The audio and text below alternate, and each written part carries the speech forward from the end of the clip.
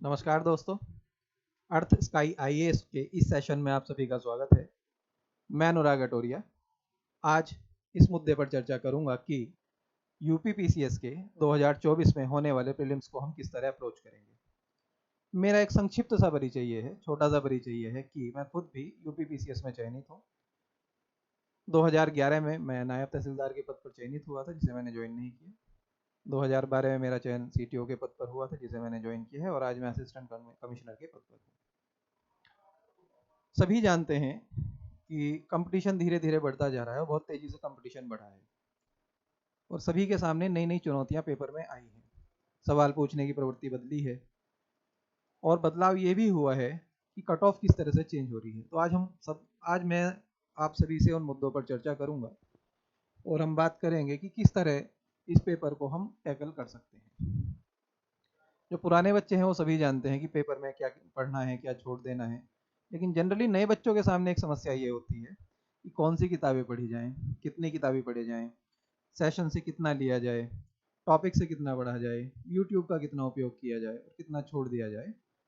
ये बहुत महत्वपूर्ण हो जाता है। तो आज हम इस मुद्दे पर चर्चा करने वाले हैं। उम्मीद करूंगा कि आप सेशन को ध्यान से देखेंगे और कई कई बातों पर थोड़ा सा अनुसरण करेंगे, ताकि जिससे आपको आने वाले पेपर में कोई दिक्कत ना हो। सबसे पहले एक समस्या ये होती है कि कौन कौन सी किताबें पढ़ी जाएं। अब ट्रकलोड ऑफ मटेरियल मार्केट में अवेलेबल है, ऑनलाइन भी अवेलेबल है, ऑफलाइन भी अवेलेबल है। कुछ बेसिक किताबें हमेशा होती हैं जो हमेशा ही पढ़ी जानी चाहिए, जैसे सबसे पहले हिस्ट्री। अब इतिहास पर क्या पढ़ा जाए, ये एक बड़ी समस्या होती है कि इतिहास पर क्या पढ़ा जाए। मेरा रिकमेंडेशन ये है, अपने अनुभवों से, 10 साल की नौकरी का अनुभव है मेरा, तैयारी का अनुभव है, काफ़ी इंटरव्यूज़ का अनुभव है, काफ़ी मेंस का अनुभव है। तो मेरा अनुभव ये कहता है कि आप यूपी की तैयारी करें या यूपीएससी की तैयारी करें, आप हमेशा एनसीईआरटी को अपना बेस बनाएं। कोई भी एग्ज़ाम हो, कभी भी एनसीईआरटी को वायलेट नहीं करता है, कोई भी, चाहे यूपी हो या यूपीएससी हो। 11th और 12th की एनसीईआरटी आप हर हालत में पढ़ें। जब आप इस एनसीईआरटी को पढ़ते हैं तो आप देखेंगे कि आपकी जो मूलभूत संकल्पनाएं हैं वो बहुत मजबूत होती जाती हैं। एक बात। दूसरी बात, परीक्षा का उद्देश्य केवल प्रीलिम्स पास करना नहीं होता है। परीक्षा का उद्देश्य ये भी होता है कि हम मुख्य परीक्षा में चयनित होकर अंतिम रूप से इंटरव्यू तक पहुंचकर चयनित हों। एनसीईआरटी वो बेस आपका बनाती है ताकि आप मेंस भी पास कर सकें और इंटरव्यू में उनका जवाब भी दे सकें। जैसे एक प्रश्न के माध्यम से मैं समझाने की कोशिश करूंगा। एक सवाल आया, मान लीजिए प्रीलिम्स में एक सवाल आया कि पानीपत की प्रथम लड़ाई कहाँ पर हुई। सॉरी, मान लीजिए सवाल आया कि पानीपत का युद्ध कब हुआ। एक सवाल ये पूछा गया, कई बार पूछा गया, स्टेट पीएससी में भी पूछा गया। लेकिन जब यूपीएससी ने इस सवाल को मेंस में पूछा तो यूपीएससी ने इस तरह पूछा कि ये 3 महत्वपूर्ण लड़ाइयां पानीपत में ही क्यों हुई। जब आप प्रश्न पलटेंगे आपके सामने तो एक सवाल आएगा कि सारी लड़ाइयां पानीपत में ही क्यों हुई। तो ये मेंस का अप्रोच हो जाता है कि सारी लड़ाइयां पानीपत में ही क्यों हुई। अब ये अप्रोच डेवलप कैसे होगी? ये अप्रोच डेवलप होगी जब आप बेसिक किताबें पढ़ेंगे और जब आप उनका वायलेशन नहीं करेंगे। तो मेरा रिकमेंडेशन यही है कि आप एनसीईआरटी 11th-12th की जरूर पढ़ें। अब फिर एक सवाल यहाँ पर आता है कि नई पढ़ें कि पुरानी पढ़ें। तो बेसिक थीम, चाहे आप नई पढ़िए चाहे पुरानी पढ़िए, बेसिक थीम हिस्ट्री की कभी बदलती नहीं है। तो बेसिक थीम आपको जाननी है। संकल्पनाएं कोई किताब छोड़कर नहीं चलती है, सारी किताबें उन संकल्पनाओं को, इन कंसेप्ट को समाहित करते हुए चलती हैं। तो इससे कोई विशेष फर्क नहीं पड़ने वाला है कि आप कौन सी किताब 11th की पढ़ेंगे, नई पढ़ेंगे कि पुरानी पढ़ेंगे। तो मेरा मानना यह है कि आप कोई भी पढ़िए, नई पढ़िए या पुरानी पढ़िए, लेकिन पढ़िए जरूर। एक बात, मॉडर्न इंडिया पर 2 किताबें चलती हैं, दोनों किताबें बड़ी फेमस हैं। सॉरी, एक विपिन चंद्र साहब की किताब है, बड़ी फेमस किताब है, और एक स्पेक्ट्रम है। दोनों किताबों में एक थोड़ा सा अंतर यह है कि विपिन चंद्र साहब की किताब जो लिखी है एकेडमिक अप्रोच से लिखी हुई है, और स्पेक्ट्रम वो कम्पिटेटिव अप्रोच से लिखी हुई किताब है। बहुत सारी चीज़ें स्पेक्ट्रम अपने आप में कंप्लीट कर देती है। मेरी रिकमेंडेशन स्पेक्ट्रम की ज़्यादा रहेगी कि मॉडर्न इंडिया पर आप स्पेक्ट्रम को पढ़ें। मैंने लिखा भी है अपनी इस पीपीटी पे कि आप एनसीईआरटी 11th और 12th की और मॉडर्न इंडिया के लिए स्पेक्ट्रम पढ़ें। मुझे लगता है इतिहास में अभी के लिए इतना काफ़ी है। आगे मैं चर्चा करूंगा कि इतिहास के सब टॉपिक्स कौन से हैं, अभी मैं केवल किताबों की एक बुक लिस्ट में बता रहा हूँ आप लोगों को। दूसरी बात फिर ये आती है कि हम ज्योग्राफी पर क्या पढ़ें। मेरा मानना ये है कि जीसी लियोंग ज़रूर पढ़ें। पहले वो किताब केवल इंग्लिश मीडियम में ही हुआ करती थी, हिंदी मीडियम में भी आ गई है। तो अगर उसका ट्रांसलेशन में गड़बड़ नहीं है तो आप जीसी लियोंग ज़रूर पढ़ें। बेहतरीन किताब है, शानदार किताब है, हर हालत में पढ़नी चाहिए। तो जीसी लियोंग आप ज़रूर पढ़ें। प्लस एनसीईआरटी ज़रूर पढ़ लें। एनसीईआरटी आप अपना बेसिक मान कर चलिए कि एनसीईआरटी आपको पढ़नी ही पढ़नी है, चाहे जो सब्जेक्ट आपका रहा हो, चाहे हिस्ट्री रहा हो, पॉलिटी रहा हो, ज्योग्राफी रहा हो, इकोनॉमी रहा हो, साइंस एंड टेक रहा हो। एनवायरनमेंट पे तो कुछ सेक्शन अगर आपको मिल जाए तो ज़रूर पढ़िए। तो आप 11th क्लास की एनसीईआरटी ज़रूर पढ़ें, प्लस जीसी लियोंग पढ़ें। पॉलिटी पर मुझे ऐसा लगता है कि लक्ष्मीकांत एक सफिशिएंट किताब है, और प्लस एनसीईआरटी 11th और 12th की।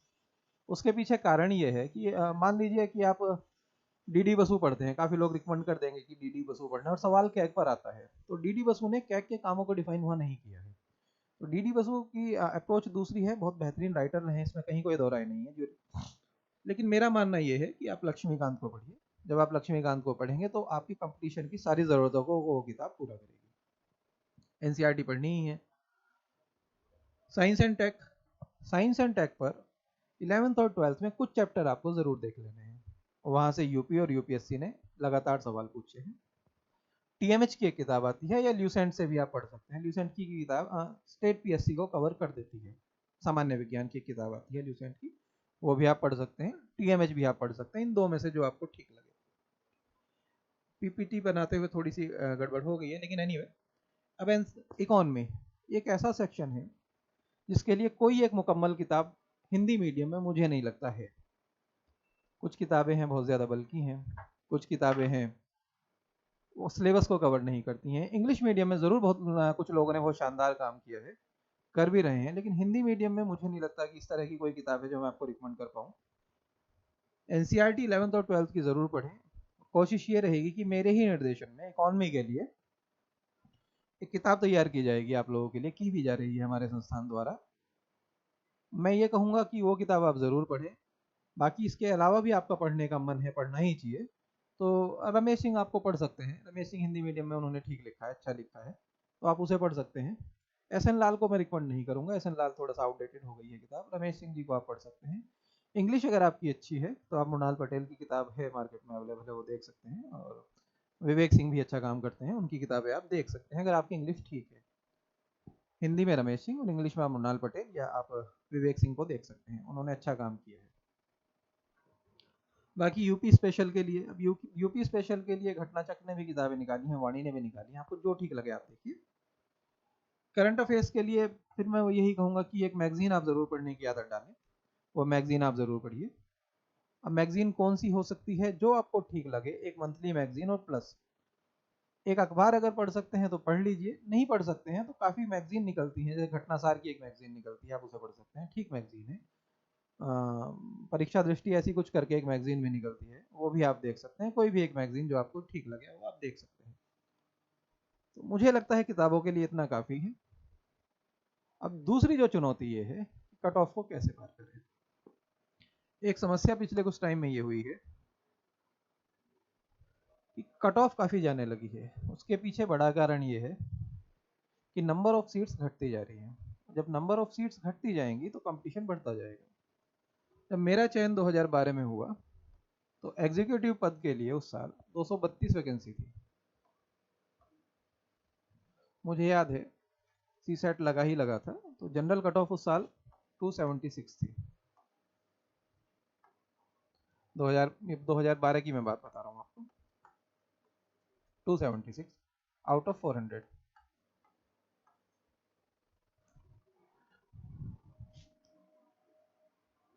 पहली बार यहाँ पर ऑप्शनल हटाया गया था, उसके बाद एग्जाम हुआ था।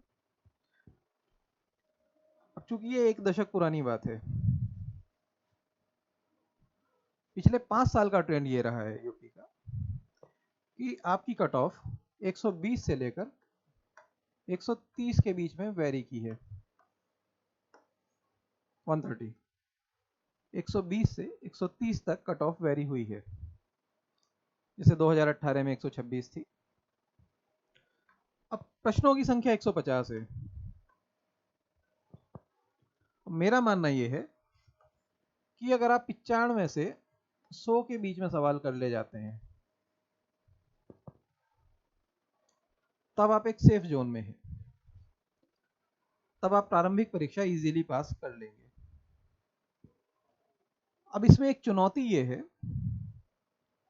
जब पेपर सेट होता है तो एक या दो सवाल ऐसे हैं जो गलत आ जाते हैं।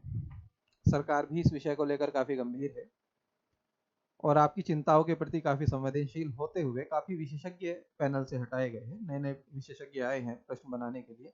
लेकिन फिर भी ये मानकर चलिए कि एक या दो सवाल वो गलत हो जाते हैं। अब उसका नुकसान या फायदा सभी को हो जाता है। मान के चलिए कि निगेटिव मार्किंग के दौर में 95 से 100 सवाल करना एक सामान्य काम नहीं है। मैं बिल्कुल नहीं कहूँगा ये आसान काम है, लेकिन मैं फिर भी बिल्कुल ये भी नहीं कहूँगा कि ये बहुत मुश्किल काम है। अगर आपकी स्ट्रेटजी ठीक है, अगर आप सही से काम करते हैं, तो इसमें कोई विशेष समस्या नहीं होगी कि आप 95 से 100 सवाल के बीच में ना कर पाए।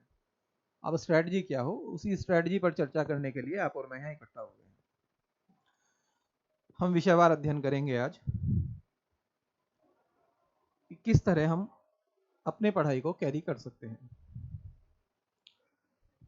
पहले ये देख लें कि नंबर ऑफ स्टूडेंट्स कितने होते हैं एग्जाम देने वाले। सपोज करिए 5 लाख लोग बैठ रहे हैं प्रीलिम्स में।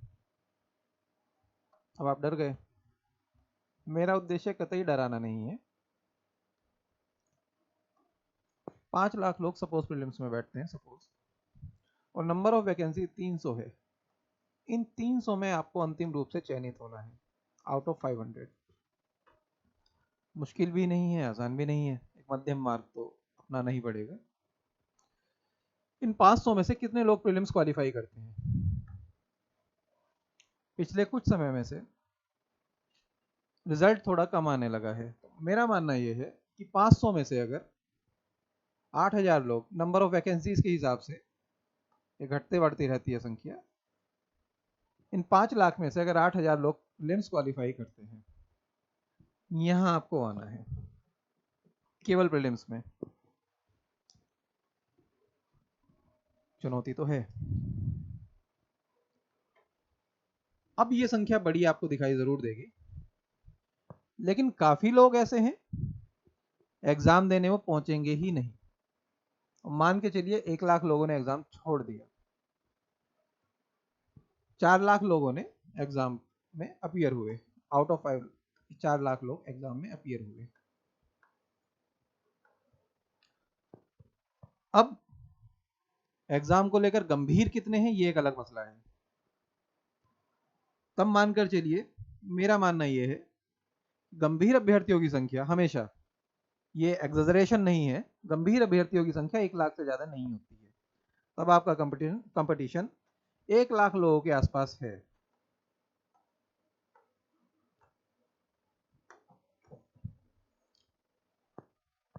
काफी लोग ऐसे होते हैं, चलो अनुभव के लिए बैठ जाते हैं, चलो देख लेते हैं मेनू की। इन 1 लाख में से आपको 8000 में आना है। ये एक्चुअल एक डेटा है। मुझे ऐसा लगता है कि अगर आप 1 लाख लोगों में हैं, उन गंभीर अभ्यर्थियों में हैं, तो आपके लिए 8000 लोगों में आना मुश्किल नहीं होगा। कैसे आया जाएगा? बात फिर वही है, क्या पढ़ा जाएगा, क्या छोड़ दिया जाएगा। अब हम विषयवार इस मुद्दे पर आएंगे कि आपको उन 8000 में, 7000 में, 5000 में मेंस देने वाले लोगों में किस तरह आना है। बस अपने बारे में मैं इतना ही छोटा सा कहूंगा। मैंने यूपीपीसीएस में 2010, 11, 12 3 अटेम्प्ट दिए। 10 में मेरा प्रीलिम्स नहीं हुआ, 2 अटेम्प्ट में मैं सेलेक्ट था। 11 में मैं नायब तहसीलदार, 12 में मैं सीटीओ। उसके बाद फिर मैं यूपीपीसीएस में लंबे समय तक अपीयर नहीं हुआ। इनफैक्ट बाद में फिर मैं कभी अपीयर नहीं हुआ, मेंस भी छोड़ दिया मैंने। उसका एक अलग किस्सा है कि मैं यूपीएससी के लिए बहुत गंभीर हुआ करता था। वो बात फिर दूसरी तरफ चली जाएगी। तो अपने अनुभव में आप लोगों के साथ साझा करूंगा कि किस तरह आप प्रीलिम्स को पास कर सकते हैं। हाँ, इस दौरान इतना ज़रूर हुआ है कि काफ़ी लोगों को मैंने मेंस में, इंटरव्यू में गाइड किया है, काफ़ी लोग उसमें चयनित में हैं यूपी में, बहुत अच्छे पदों पर चयनित हैं। इस बार जो पेपर 6 हुआ है, मैं उस पर एक बुक भी लिख रहा था, तो किन्हीं कारणों से वो किताबें मुकम्मल नहीं हो पाई, लेकिन वो मैटर मैंने इस बार कुछ लोगों को दिया था, 5 या 7 लोगों ने वो मेंस लिखा है, मैंने उन लोगों को वो दिया है। तो ये मेरे अनुभव हैं जो मैं आप लोगों के साथ अब साझा करूँगा। तो मुझे उम्मीद है कि आप इस सेशन को गंभीरता से देखेंगे, आप देखिएगा, हो सकता है कि ये सेशन आपके लिए काफ़ी महत्वपूर्ण सिद्ध हो। सबसे पहले बात करेंगे इतिहास की।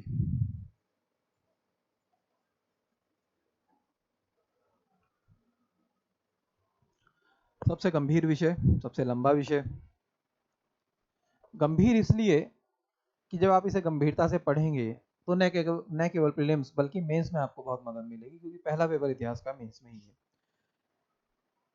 हमारी चर्चा चूंकि प्रीलिम्स तक है आज की इस सेशन में, तो आज मैं केवल प्रीलिम्स पर बात करूंगा।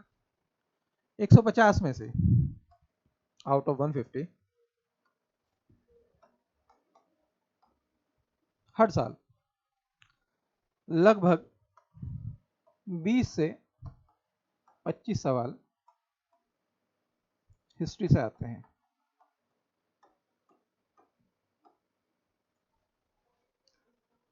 यानी कि हम दूसरे तरीके से कह सकते हैं,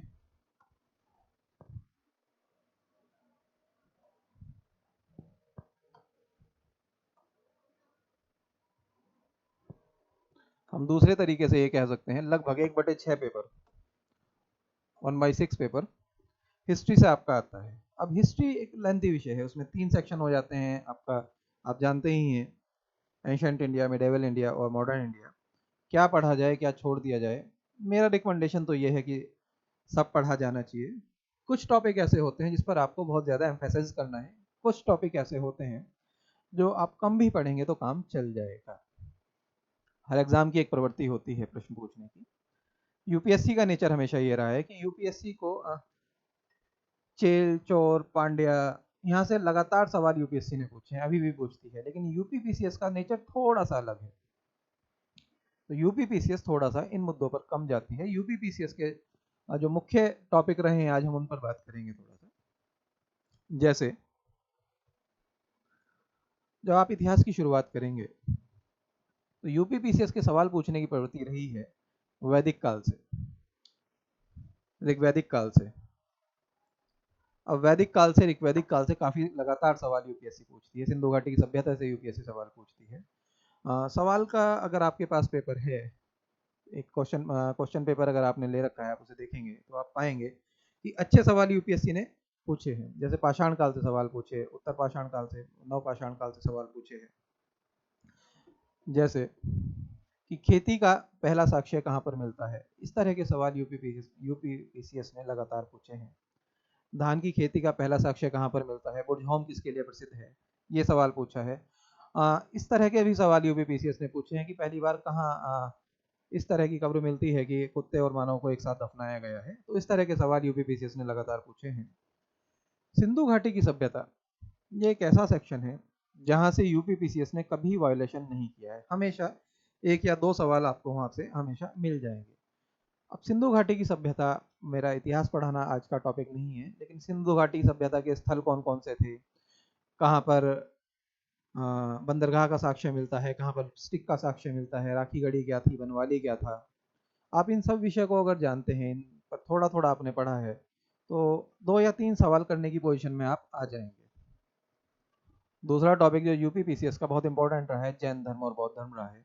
जैन और बौद्ध से लगातार आपको यूपीएससी का, तो मैं गारंटी देता हूँ, पिछले 10 साल में आप पेपर उठा के देखिए, मुश्किल से 1 आध साल ऐसा होगा जब यूपीएससी ने जैन और बौद्ध पर सवाल नहीं पूछा है। यूपीपीसीएस भी लगातार पिछले 25 सालों से आप पेपर उठा के देखिए, आपको पिछले 25 सालों में 18 साल या 19 साल ऐसा जरूर रहा होगा जब जैन और बौद्ध पर सवाल रहा होगा। बहुत बड़े धार्मिक आंदोलन थे, तो इन धार्मिक आंदोलनों में सवाल पूछने की प्रवृत्ति रही है। अब सवाल किस तरह का पूछा जा सकता है, प्रश्न ये है। जैसे अगर बौद्ध बौद्ध धर्म की आप चर्चा करेंगे तो बौद्ध धर्म पर भगवान बुद्ध के विषय पर आपसे कोई सवाल पूछा जा सकता है। प्रथम उपदेश किसे दिया, किस वृक्ष के नीचे उन्हें ज्ञान प्राप्त हुआ, किस उम्र में उन्होंने अपना घर छोड़ा, महापरिभ्रम निष्क्रमण किसे कहा गया, इस तरह की चीज़ें, मैं हिंदी में नहीं बोल पा रहा हूँ, इस तरह की चीज़ें आपको सुनने को मिलेंगी। श्रावस्ती किस लिए फेमस था, कौन कौन से स्थल थे जहाँ पर भगवान बुद्ध गए, इस तरह के सवाल आपको अक्सर देखने को मिलेंगे। फिर बौद्ध धर्म की शिक्षाओं का सार किन ग्रंथों में है, जैसे सुत्त पिटक क्या है, सुत्त पिटक क्या है, अभिधम्ब पिटक क्या है, विनय पिटक क्या है।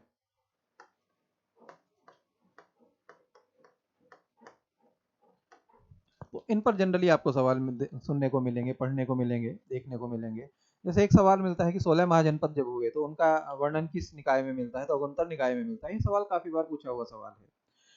बौद्ध धर्म के दार्शनिकों से आपको काफी सवाल सुनने को, देखने को मिलते हैं पेपर में, सुनने को मिलते हैं पेपर में, तो आप उन्हें गंभीरता से देखेंगे तब आपको सवाल मिलेगा। मैंने एक पीपीटी बनाई है, चाहे तो आप स्क्रीनशॉट ले सकते हैं इसका, कि धार्मिक आंदोलन हुआ, जैन आंदोलन क्या था, बौद्ध आंदोलन क्या था, उस समय जो दर्शन चल रहा था, उस दर्शन से आपको सवाल पूछने को मिल सकते हैं। उसके बाद फिर मौर्य काल आ जाता है, मौर्य काल से आपको सवाल पूछने को मिल सकते हैं। आपको बिम्बसार के एक सवाल पूछने को मिल सकते हैं, बिम्बसार कौन थे, वहाँ से सवाल पूछने को मिल सकते हैं कि किस धर्म के अनुयायी हुआ करते थे। मौर्य काल में फिर आपको चंद्रगुप्त मौर्य से सवाल पूछने को मिल सकता है। अशोक है, अशोक के फिर अभिधम, अशोक के अभिलेख से आपको सवाल पूछने को सवाल आपको देखने को मिल सकता है कि अशोक के अभिलेख से सवाल यूपी ने जनरली पूछा है कि अशोक ने किस समय कलिंग पर आक्रमण किया, या किस अभिलेख में उसका उल्लेख मिलता है, इस तरह के सवाल। या श्रीलंका में किसको उन्होंने भेजा कि बौद्ध धर्म का वो प्रचार करें, या अशोक स्वयं किस बौद्ध धर्म के अनुयायी थे, या भेरी घोष को त्याग कर धम्म घोष उन्होंने कब अपनाया था, कलिंग पर उन्होंने किस समय आक्रमण किया, 261 ईस्वी पूर्व शायद किया था अगर मैं गलत नहीं हूँ तो इस तरह के सवाल आपको जनरली देखने को मौर्य साम्राज्य से मिलेंगे। जैसे एक सवाल 2018 में पूछा है कि कौन सा शासक मौर्य राजवंश से संबंधित नहीं था, जैसे चंद्रगुप्त मौर्य, अशोक, बिम्बसार और बृहद्रथ, तो इसमें से आप लगा देंगे कि कौन सा इसमें से नहीं था। 2018 में यूपीपीसीएस ने सवाल पूछा है। तो इस तरह के सवाल आपको लगातार मौर्य साम्राज्य से मिलेंगे। तो मौर्य साम्राज्य की स्थापत्य से, कला से आपको बहुत सारे सवाल सुनने देखने को मिल जाएंगे कि उस समय का स्थापत्य कैसा हुआ करता था, उसमें क्या चेंज आए। मौर्य शासन में कर अधिग्रहण अधिकारी कौन हुआ करता था, कौन टैक्स कलेक्शन करता था, या दंड कौन देता था, इस तरह के सवाल भी आपको देखने को मिल सकते हैं। तो ये गंभीर अध्ययन की यहाँ जरूरत पड़ेगी। तो मुझे लगता है मौर्य शासन में आप अगर इसे देखेंगे तो आपका काम हो जाएगा। फिर सिकंदर का आक्रमण आक्रमण होता है 326 ईस्वी पूर्व में। तो सिकंदर के आक्रमण के बाद जब यूनानी कला और भारतीय कलाएं मिलती हैं तो उन्होंने एक दूसरे को कैसे प्रभावित किया है, यहाँ से आपको सवाल देखने को मिलेगा। सिकंदर के आक्रमण की तिथि का क्या इम्पैक्ट पड़ता है, यहाँ से आपको देखने को मिलेगा। यूनानियों से हमने क्या लिया, हमने यूनानियों को क्या दिया, यहाँ से एक सवाल आपको देखने को मिलेगा कि यहाँ पर क्या हो जाता है। फिर मौर्योत्तरकालीन भारत हो जाता है, फिर मौर्योत्तरकालीन भारत से आपको सवाल देखने को मिल सकता है। बाद में हर्ष से आपको सवाल देखने को मिल सकता है। मौर्य काल में कौन से विदेशी यात्री भारत में आए, मैगस्थनीज जैसे आए, इंडिका लिखी, किसके टाइम में आए, ये सवाल काफी बार पूछा हुआ सवाल है। तो ये सेशन में मुझे ऐसा लग रहा है कि कुछ चीजें आपकी क्लियर हो रही होंगी। उसके बाद फिर प्राचीन भारत पर विदेशी आक्रमण क्या हुए, फिर दक्षिण भारत में आप जाएंगे तो चोल, चेर, पांडे पर आपको सवाल पूछने को देखने को मिल जाएगा। फिर आपको गुप्त काल से सवाल देखने को मिल जाएगा कि गुप्ताज कौन थे, उन्होंने क्या काम किया, समुद्रगुप्त कौन थे, हाँ, चंद्रगुप्त कौन थे, यहाँ से आपको सवाल पूछने को यहाँ से आपको सवाल अक्सर मिलता है। फिर उसके बाद हम देखते हैं कि कितने दार्शनिक हुए। भारत की एक लंबी दार्शनिक परंपरा रही है, उन दार्शनिक परंपराओं में कौन कौन से महान व्यक्ति हुए हैं, उनके काम से आपको सवाल अक्सर देखने को मिलेगा। तो इन पर जब आप फोकस करेंगे तो आप परीक्षा के काफी नजदीक होते जाएंगे। मध्यकालीन भारत, अरबों का जब भारत पर आक्रमण होता है, गुलाम वंश की स्थापना भारत में होती है, तो एक लंबी परंपरा रही है मध्यकालीन भारत से लेकर। जैसे गुलाम वंश में जैसे यहाँ पर कुतुबुद्दीन ऐबक रहे, तो कुतुबुद्दीन ऐबक से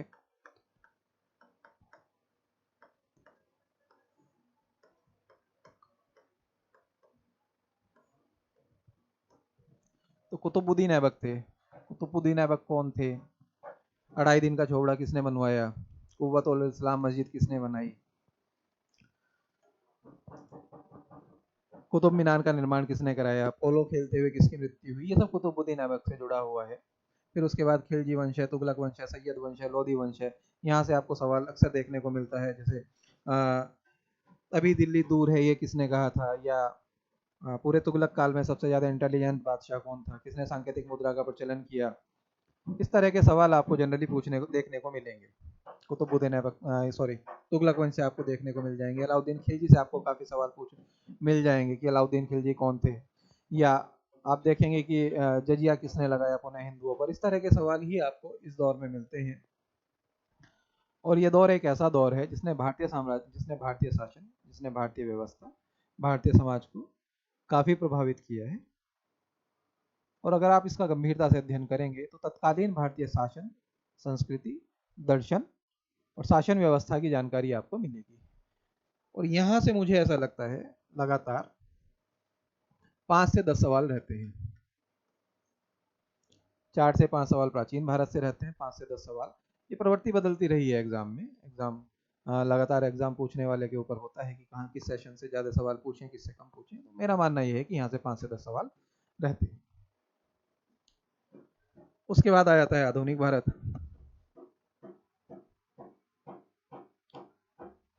अब आधुनिक भारत पर चर्चा करने से पहले हम इस मुद्दे पर भी बात करेंगे थोड़ा सा। जैसे अमीर खुसरो कौन थे?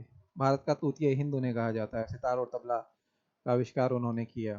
तो अमीर खुसरो से काफ़ी बार सवाल पूछा गया। स्थापत्य कला कैसी रही है? उस समय काफ़ी सवाल पूछे गए, जैसे कुतुब मीनार का निर्माण किसने कराया, जौनपुर की अटाला मस्जिद क्या थी। इस तरह के सवाल अक्सर पूछे जाते रहे हैं। कौन कौन सी महत्वपूर्ण किताबें लिखी गई। किताब एक ऐसा सेशन है जहाँ प्राचीन भारत से लेकर आधुनिक भारत तक लगातार यूपीपीसीएस ने सवाल पूछे हैं।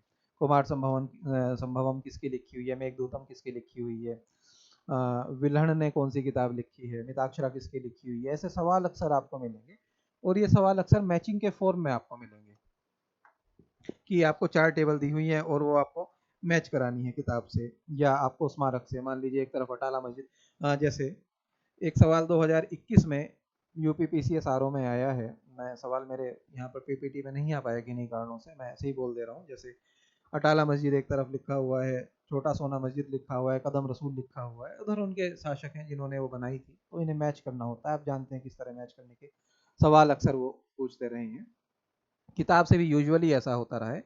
4 किताबों के नाम और 4 लेखकों के नाम दे दिया है और आपको ABCD 1 2 3 4 करके दे दिया जाता है। तब आपको बताना होता है कि ये किताब किसने लिखी है। मैच कीजिए, उसका आंसर ABCD जो भी हो उस पर बात हो जाती है। फिर उसके बाद आपका विजयनगर साम्राज्य आ जाता है। विजयनगर में हरिहर और बुक्का 2 बड़े फेमस आदमी रहे।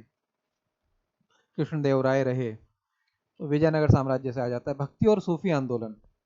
एक ऐसा आंदोलन है जिस पर आज तक चर्चा होती है, हमेशा होती रहेगी कि भक्ति और सूफी आंदोलन क्या था, नक्शबंदी संप्रदाय क्या था, और मोइनुद्दीन चिश्ती कौन हुआ करते थे। इन पर आपको सवाल यूजुअली मिलेगा। लगभग यूपीएससी ने भी सवाल पूछा है और यूपीपीसीएस ने भी सवाल पूछा है। तो सूर पर भी सवाल मिल सकता है, तुलसी पर भी मिल सकता है, कबीर पर भी मिल सकता है। यूपीपीसीएस मेंस में भी सवाल पूछा अक्सर जाता है कि भक्ति काल भारत का इतिहास का, साहित्य के इतिहास का स्वर्ण काल है। चर्चा कीजिए। मुझे लगता है 1 या 2 बार तो पूछा ही गया है ये ऐसे में यूपीपीसीएस के द्वारा।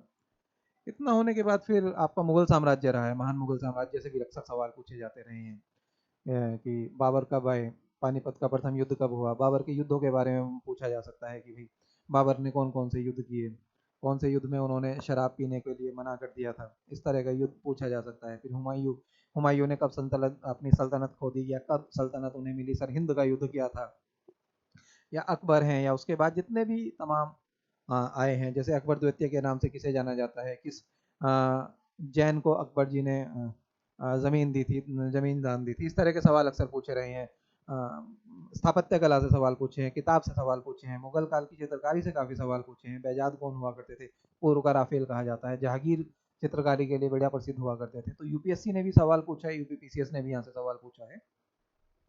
अकबर के टाइम में कुछ प्रथाएं शुरू हुई, जैसे मनसबदारी प्रथा क्या थी, कहाँ से ये प्रभावित हुआ करती थी, मनसबदार कितना हुआ, किस तरह का मनसबदार हुआ करते थे, या अकबर का सुलह कुल की नीति क्या थी, इबादत खाना क्या था।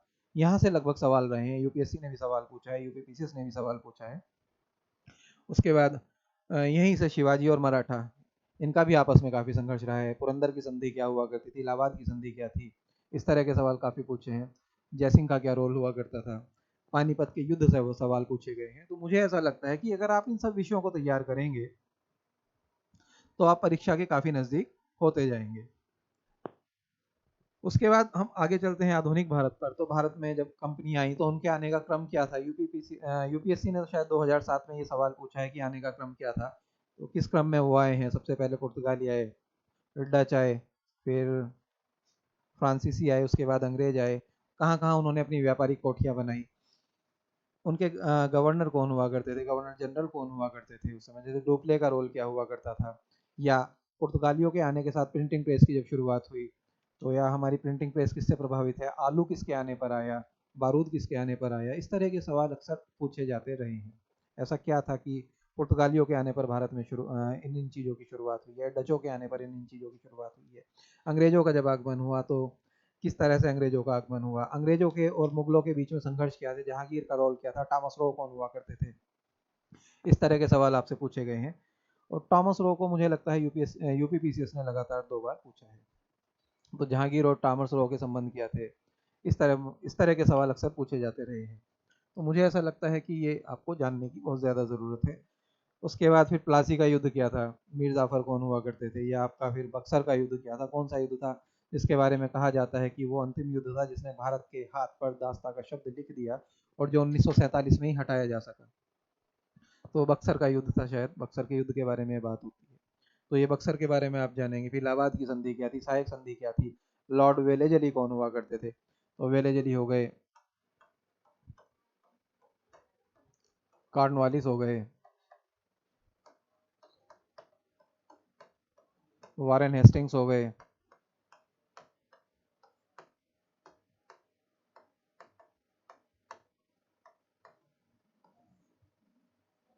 वारेन हेस्टिंग्स हो गए।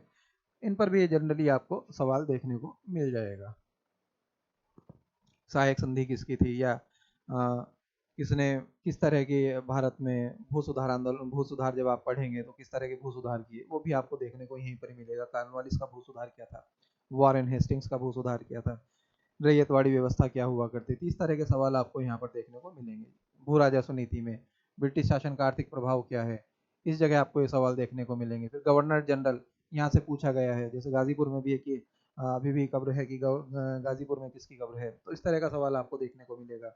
1857 के स्वतंत्रता संग्राम से सवाल मिलेगा। 1857 का संग्राम जब हुआ तो झांसी से किसने लड़ाई लड़ी, या कानपुर से कौन थे, या लखनऊ से कौन थे। तो मैचिंग में अक्सर दे दिया जाता है। तो ये सवाल यहाँ से देखने को मिलेगा। उसी समय जनजातीय विद्रोह भी हो रहे थे उसी दौर में, जैसे कुका आंदोलन क्या था, रंपा आंदोलन क्या था, पावना विद्रोह क्या था। यहाँ से भी आपको सवाल देखने को मिलेगा। संथाल विद्रोह क्या था, किसके नेतृत्व में लड़ा गया, बिरसा मुंडा कौन थे। ये सब ऐसे विषय हैं जो बड़ा चर्चित हैं और यहाँ से अक्सर सवाल रहते हैं। तो ये सब आपको भी देखने को मिलेगा। जैसे 1840 के करीब कूका आंदोलन का आरंभ किसने किया, एक सवाल ये आया है। 1995 में आया है, 2017 में आया है। कुछ सवाल मैं पढ़ दूंगा कि संथाल विद्रोह के संदर्भ में दामन कोह का क्या अर्थ था। तो ये एक सवाल आया है। तो राजमहल पहाड़ियों के पास की जो जमीन हुआ करती थी उसे दामन कोह कहा जाता था। ये यूपीपीसीएस ने 2018 में एक सवाल पूछा है। जैसे मुंडा विद्रोह का नेतृत्व किसने किया, एक सवाल ये भी पूछा है। जैसे लॉर्ड कैनिंग द्वारा महारानी की 1858 की उद्घोषणा को एक विशेष दरबार में पढ़ा गया, वो दरबार कहाँ पर लगा था, इलाहाबाद में वो दरबार लगा था। तो इस पर यह सवाल पूछा गया है। तो ऐसे सवाल पूछे जाते रहे हैं। तो मुझे उम्मीद है कुछ चीज़ें आपकी क्लियर हो रही होंगी। फिर बंगाल का नील आंदोलन क्या था। फिर जैसे एक सवाल यूपीएससी ने ये भी पूछा है कि आनंद मठ, उसमें सन्यासी विद्रोह का वर्णन है कि आनंद मठ में किस विद्रोह का वर्णन है। तो वो सवाल पूछा है। तो इस तरह के सवाल लगातार पूछे गए हैं। फिर सामाजिक और धार्मिक सुधार आंदोलन हुए। तो भारत में भी काफ़ी ऐसी चीज़ें थी जिनमें सुधार की प्रक्रिया की ज़रूरत थी। जैसे सती प्रथा हो गई, बाल सती प्रथा हुई, या शिशु, उस समय बालिका विवाह हो जाता था, शिशु हत्या पर प्रतिबंध था। इस तरह की चीज़ों पर किसने प्रतिबंध लगाया, वो कौन से महान समाज सुधारक हुए जिन्होंने इन पर प्रतिबंध लगाने के लिए, रोकने के लिए अपना योगदान दिया है। विभिन्न संगठन हुए और उनके संस्थापक हुए। जैसे देवबोध सभा, तत्वबोधनी सभा, देव समाज की स्थापना किसने की, तत्वबोधनी समाज की स्थापना किसने की। इस तरह के सवाल आपको पूछे जाते रहे हैं। आधुनिक भारत में शिक्षा का प्रसार क्या हुआ, जैसे किस अधि जैसे शिक्षा का मैग्ना कार्टा किसे कहा जाता है, इस तरह का एक सवाल रहा है। जैसे महात्मा गांधी का क्या रोल था शिक्षा के लिए, इस तरह के सवाल आधुनिक भारत में पूछे जाते रहे हैं। तो मुझे उम्मीद है कि ये काफ़ी चीज़ें जब हम इतिहास को पढ़ेंगे तो ये सब चीज़ें आपके सामने भी क्लियर होती जाएंगी और आपके लिए काफ़ी आसान होता जाएगा। जैसे आधुनिक भारत में शिक्षा और प्रेस का विकास किस तरह हुआ। एक बड़ी महत्वपूर्ण बात यह है कि आधुनिक भारत के जितने भी भारतीय नेता हुए, बड़े नेता हुए, उन सब ने लगभग अखबार निकाले। तो अक्सर एक सवाल निकल जाता है कि हरिजन किसने निकाला, नवजीवन किसका था। इस तरह के अखबारों से भी एक सवाल अक्सर पूछने को मिल जाता है। तो उन अखबारों पर भी आप ध्यान रखेंगे, उनके किसने कौन सा अखबार निकाला है। महात्मा गांधी जी ने भी अखबार निकाले, उस पर आप ख्याल रखेंगे। एनी बेसेंट ने भी अखबार निकाले, उसका भी आप ध्यान रखेंगे। उसके बाद हम यहाँ पर आते हैं कि जब कांग्रेस की स्थापना 1885 में होती है तो ए ह्यूम का रोल क्या था। तो कांग्रेस की स्थापना से फिर कांग्रेस के जहाँ जहाँ संगठन हुए हैं, कांग्रेस की जहाँ जहाँ बैठकें हुई हैं, सभाएं हुई हैं, वो आपको याद रखने की ज़रूरत पड़ेगी। जॉर्ज यूल कौन थे, पहली महिला कौन थी, कांग्रेस की पहली महिला अध्यक्ष कौन हुआ करती थी, वो आपको जानना पड़ेगा। फिर गरम दल और नरम दल का विभाजन हुआ। फिर बंगाल का विभाजन है, बंगाल के विभाजन से आपको सवाल अक्सर पूछा जाता है। स्वदेशी आंदोलन से एक सवाल आपसे पूछा जाएगा, कांग्रेस का विघटन किया था, होम रूल क्या था, लखनऊ अधिवेशन क्या था, कैबिनेट मिशन क्या था, रॉलेट एक्ट क्या था, चंपारण क्या था, गांधी जी के 3 बड़े आंदोलन कौन से थे, असहयोग आंदोलन किया था, सविनय अवज्ञा आंदोलन किया था, या भारत छोड़ो आंदोलन किया था, या आपका सवाल रहेगा स्वराज पार्टी की स्थापना किसने की। इस तरह के सवाल जनरली आपसे पूछे जाते रहेंगे। सवाल ये भी पूछा रहे जो भारत में क्रांतिकारी आंदोलन की शुरुआत हुई, उस क्रांतिकारी आंदोलन से कौन कौन से सवाल पूछे जाते रहे हैं। जैसे एक सवाल मैं पढ़ दूं तो एक सवाल ये पूछा गया है, यही सवाल ले लेते हैं।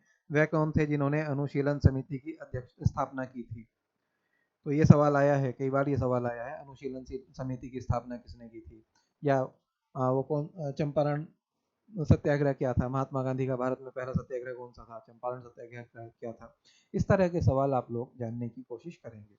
अलीपुर बम कांड में अरविंद घोष का बचाव किसने किया था।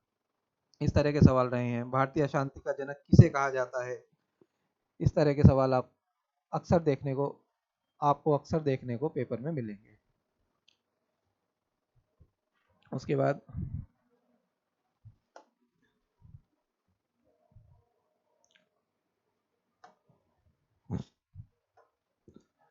फिर साइमन कमीशन क्या था, साइमन गोबैक, लाला लाजपत राय की जब हत्या हो जाती है साइमन कमीशन में लाठियों की चोट से।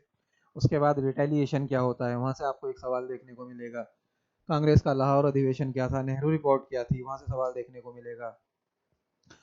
उसके बाद फिर दांडी मार्च क्या था, अंबेडकर बनाम गांधी। एक बड़ी कहना चाहिए कि अंबेडकर और गांधी के बीच में एक विचारधारात्मक बहस आपको देखने को मिलेगी कि अंबेडकर का भारत को लेकर क्या विजन है और गांधी जी का विजन क्या है।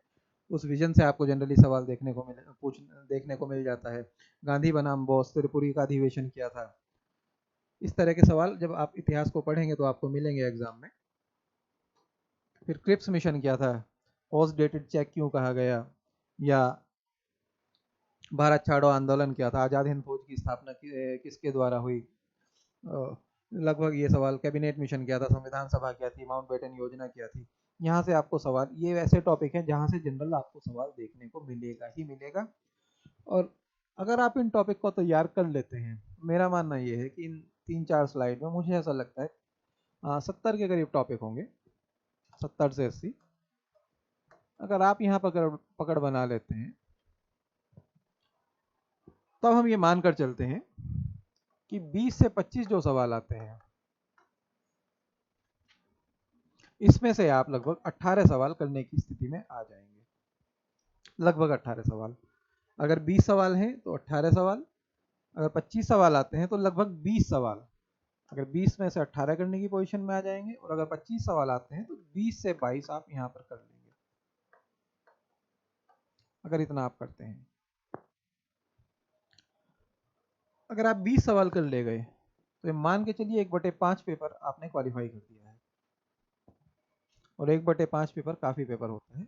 इन विषयों को आप तैयार करेंगे, हम आपके साथ रहेंगे पूरी तैयारी के दौरान।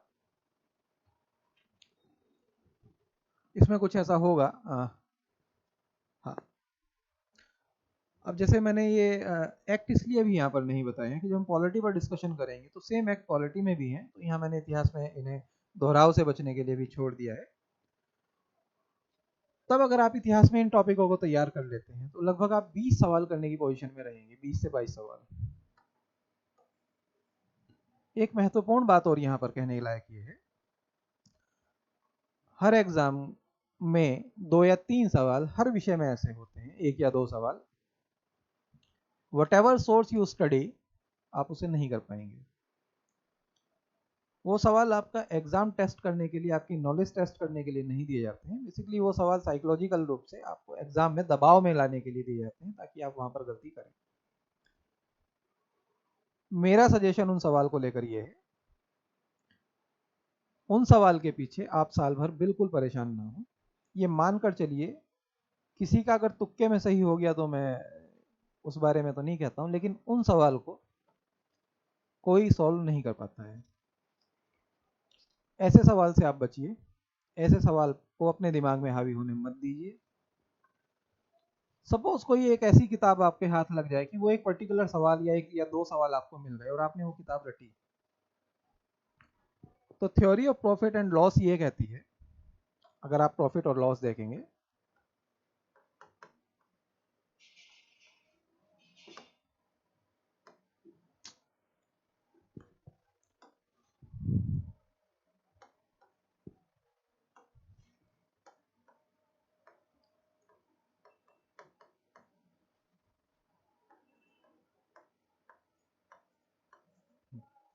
तो theory of profit and loss ये कहती है कि उस किताब को पढ़कर मान लीजिए आपके 2 सवाल सही हो भी जाते हैं,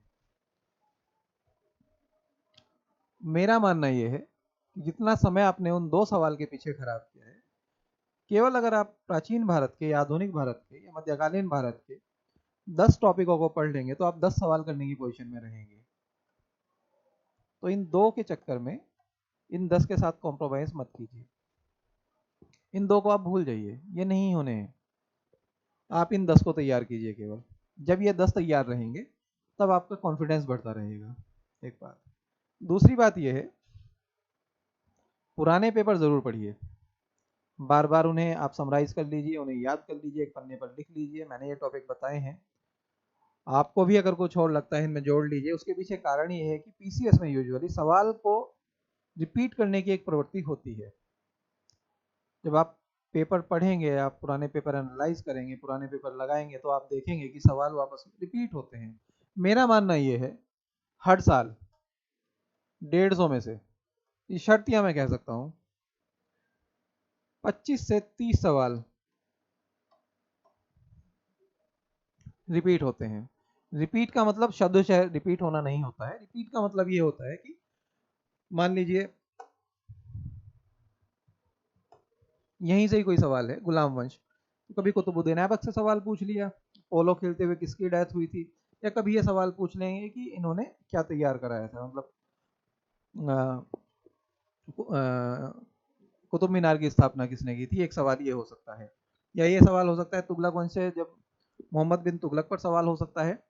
कभी तो ये सवाल पूछ लें किसे पागलपन और सनकी कहा जाता है तुगलक काल में। कभी ये सवाल पूछा जा सकता है कि सांकेतिक मुद्रा का प्रचलन किसने किया।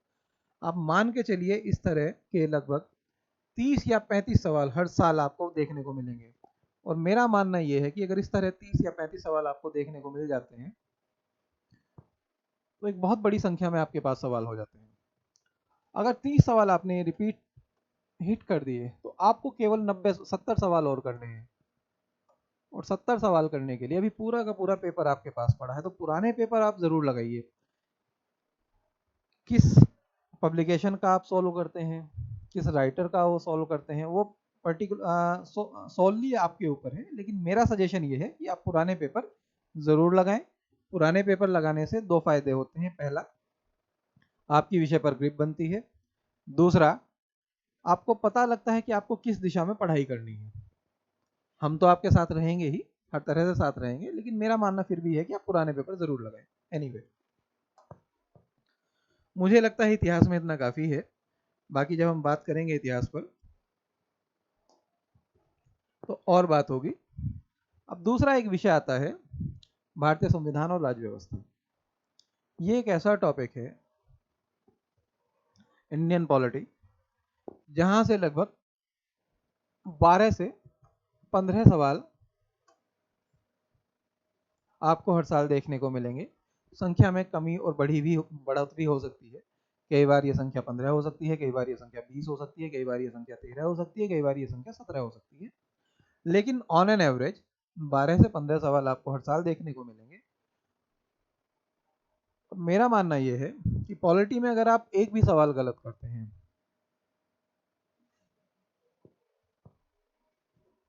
तब आप एक अपराध करते हैं, क्योंकि यहां से पूछे जाने वाले सवाल यूजुअली सरल होते हैं, वन लाइनर होते हैं।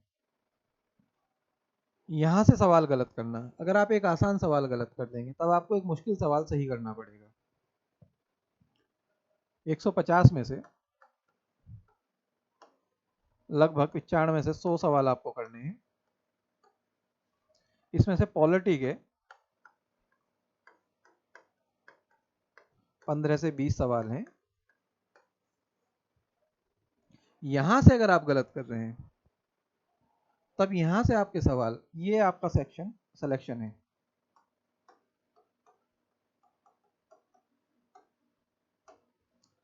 अगर यहां से आप गलत करते हैं तो यकीन मानिए कि यहां से आपकी संभावनाएं थोड़ी सी डाउन होने लगती हैं। और अगर ये 15-20 सवाल आप हिट कर देते हैं तो यहाँ आपकी संभावनाएं बढ़ जाती हैं। आपको यहाँ पर रहना है, यहाँ से आपको गलत नहीं करना है। अब पॉलिटी से सवाल किस तरह के आते हैं, प्रश्न ये भी है।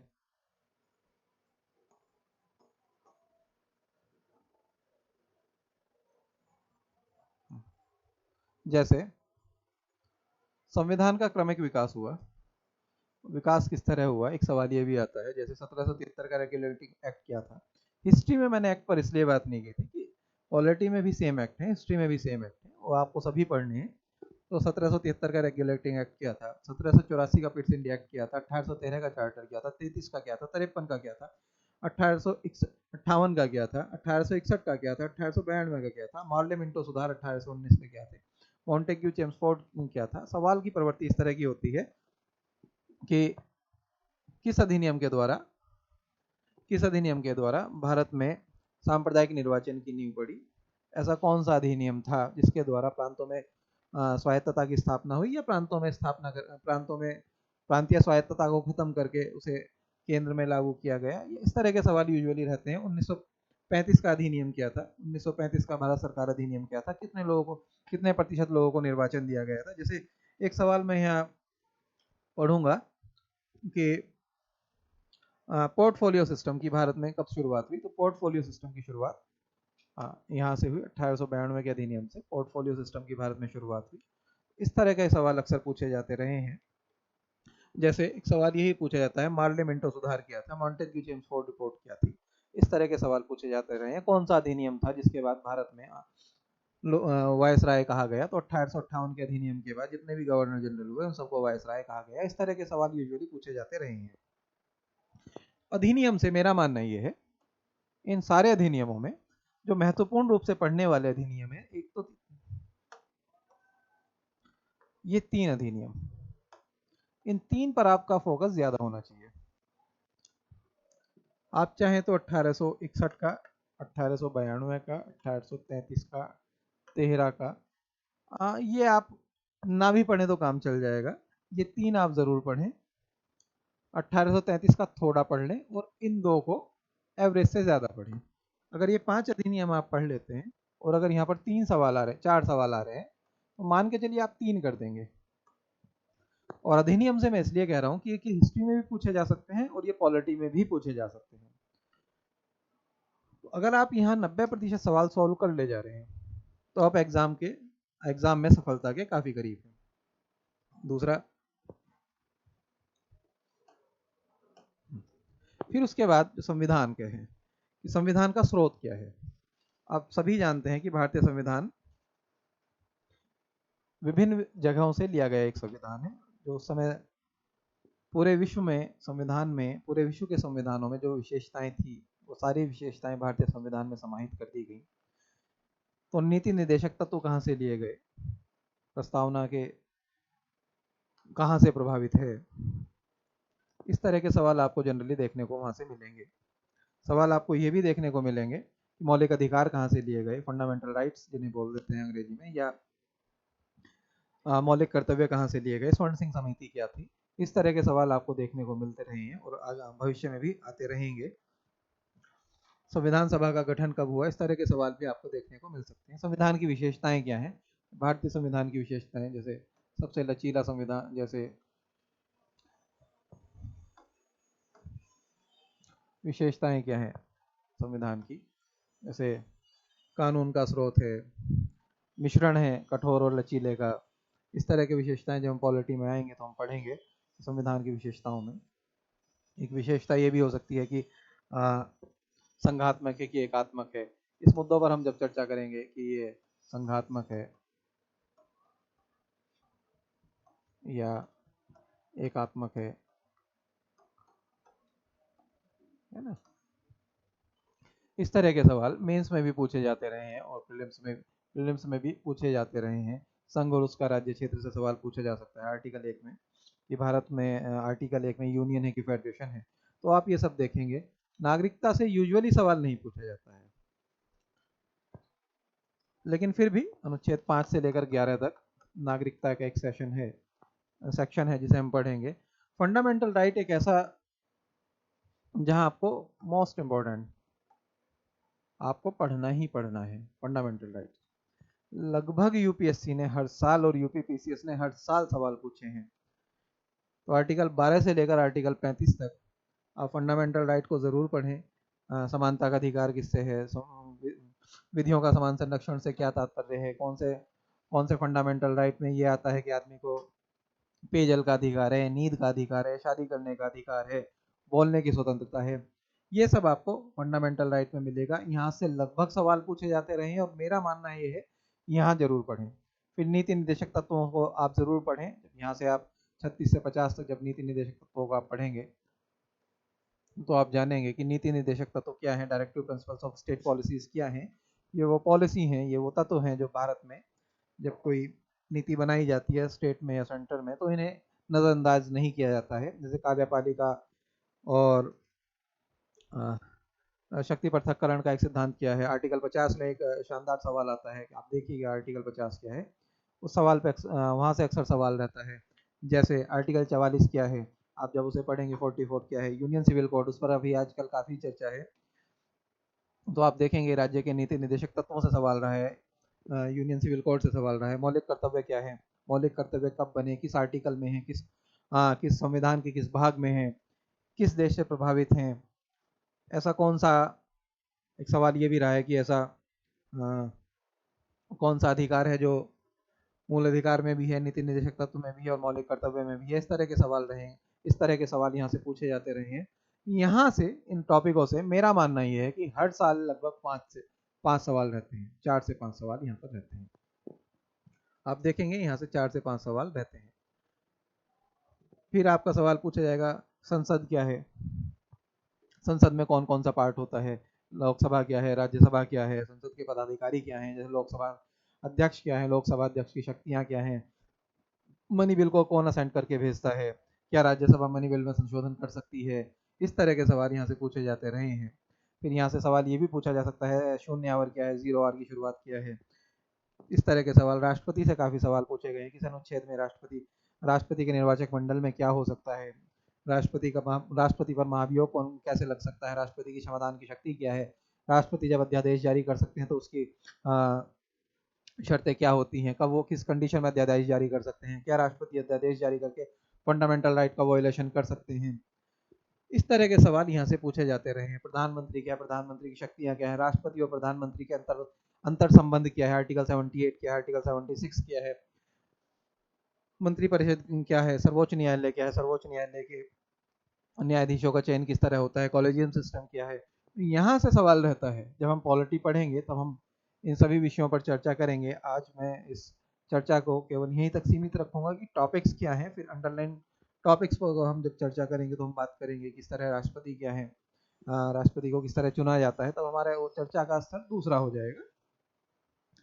विधायिका क्या है, न्यायपालिका क्या है, संसद के पदाधिकारी जिस पर अभी मैंने बात की, अध्यक्ष क्या है, उपाध्यक्ष क्या है, हटाया कैसे जाता है, अपॉइंट कौन करता है, शक्तियां क्या है, अधिकार क्या है। यहाँ से लोकसभा अध्यक्ष से ही यूजुअली सवाल यूपीपीसीएस में पूछा जाता है। संयुक्त बैठक की जब गतिरोध उत्पन्न हो जाए किसी बिल को पास करने में, तो जब संयुक्त बैठक होती है तो उसकी अध्यक्षता कौन करता है, मनी बिल कौन सा बिल होगा, लोकसभा अध्यक्ष की उस पर क्या भूमिका है, यहाँ से सवाल अक्सर पूछा जाता रहा है। तो मेरा मानना ये है यहाँ पर संसद के पदाधिकारी से सवाल पूछे जाते रहे हैं। तब यहाँ से आप उन्हें लोकसभा अध्यक्ष उपाध्यक्ष को आप देख लेंगे, हम बात कर लेंगे। फिर राज्यपाल से सवाल पूछा जाता रहा है, राज्यपाल किसके प्रसाद पर्यंत कार्य करते हैं, राज्यपाल को कैसे हटाया जा सकता है, ऐसा कौन सा अनुच्छेद था, सॉरी किस अमेंडमेंट में ये तय किया गया कि एक ही व्यक्ति 2 राज्यों का राज्यपाल हो सकते हैं। इस तरह का सवाल पूछा जाता रहा है। मुख्यमंत्री और राज्यपाल के संबंध क्या है, क्या मुख्यमंत्री की विवेकाधीन शक्तियां क्या है, वो कौन सी कंडीशन है जब सॉरी मुख्यमंत्री कह रहा हूँ, राज्यपाल की विवेकाधीन शक्तियां क्या है, वो कौन सी कंडीशन है जब राज्यपाल विवेकाधीन शक्तियों का प्रयोग करते हैं। उच्च न्यायालय क्या है, संविधान के भाग से सवाल पूछा गया है, संविधान के भाग 1 में क्या है, भाग 2 में क्या है, भाग 3 में क्या है। जैसे एक सवाल ये पूछा गया कि राज्यसभा में सीटों का आवंटन किस अनुसूची में है, तो अनुसूची आप पढ़ लेंगे, पहली अनुसूची में क्या है, दूसरी अनुसूची में क्या है, तीसरी अनुसूची में क्या है। संविधान का संशोधन किस तरह हो सकता है, अनुच्छेद 368 368 वो किस पार्ट में है, ये सब आप देखेंगे। संवैधानिक आयोग यूपीएससी कैसे काम करता है, यूपीएससी आर्टिकल 315 क्या है, 311 क्या है, 318 क्या है, स्टेट कमीशन कैसे काम करता है, संयुक्त लोक सेवा आयोग क्या है, कैग क्या है, आर्टिकल 148 क्या है, इलेक्शन कमीशन 124 क्या है, वित्त आयोग क्या है, फाइनेंस कमीशन आर्टिकल 180 क्या है। तब ये सारी चीजें जब आप पढ़ेंगे, हम डीपली इन्हें पढ़ेंगे, तब हम देखेंगे कि यहाँ से भी लगभग सवाल रहा है। कौन कितने समय तक कार्य करेगा, किसको हटाने का प्रोसीजर क्या है, यहाँ से लगभग सवाल रहा है। नगर निगम भारत में किस सेक्शन में है, नगर पालिका ग्राम पंचायत किस सेक्शन में है, कौन सा अनुच्छेद था, किस अनुच्छेद के द्वारा भारतीय संविधान में जोड़े गए, वो किस पार्ट में है। आर्टिकल अनुसूची 11 में किसका वर्णन है, 12 में किसका वर्णन है, शेड्यूल्स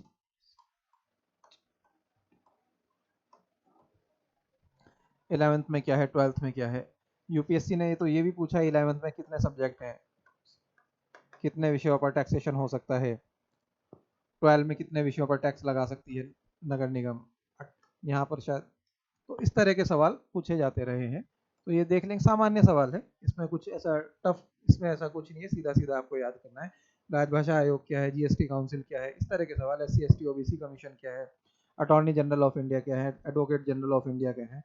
तो जब हम पॉलिटी पढ़ेंगे, तो पॉलिटी पढ़ने के बाद हम इन मुद्दों पर और गहन चर्चा करेंगे कि अनुसूची क्या है, 5वीं अनुसूची क्या है, 6ठी अनुसूची क्या है। हम इन मुद्दों पर गहन चर्चा करते हुए इन विषय की संकल्पनाओं पर बात करेंगे। तो यहाँ से मुझे ऐसा लगता है पॉलिटी में इतना काफ़ी है, ये काफ़ी।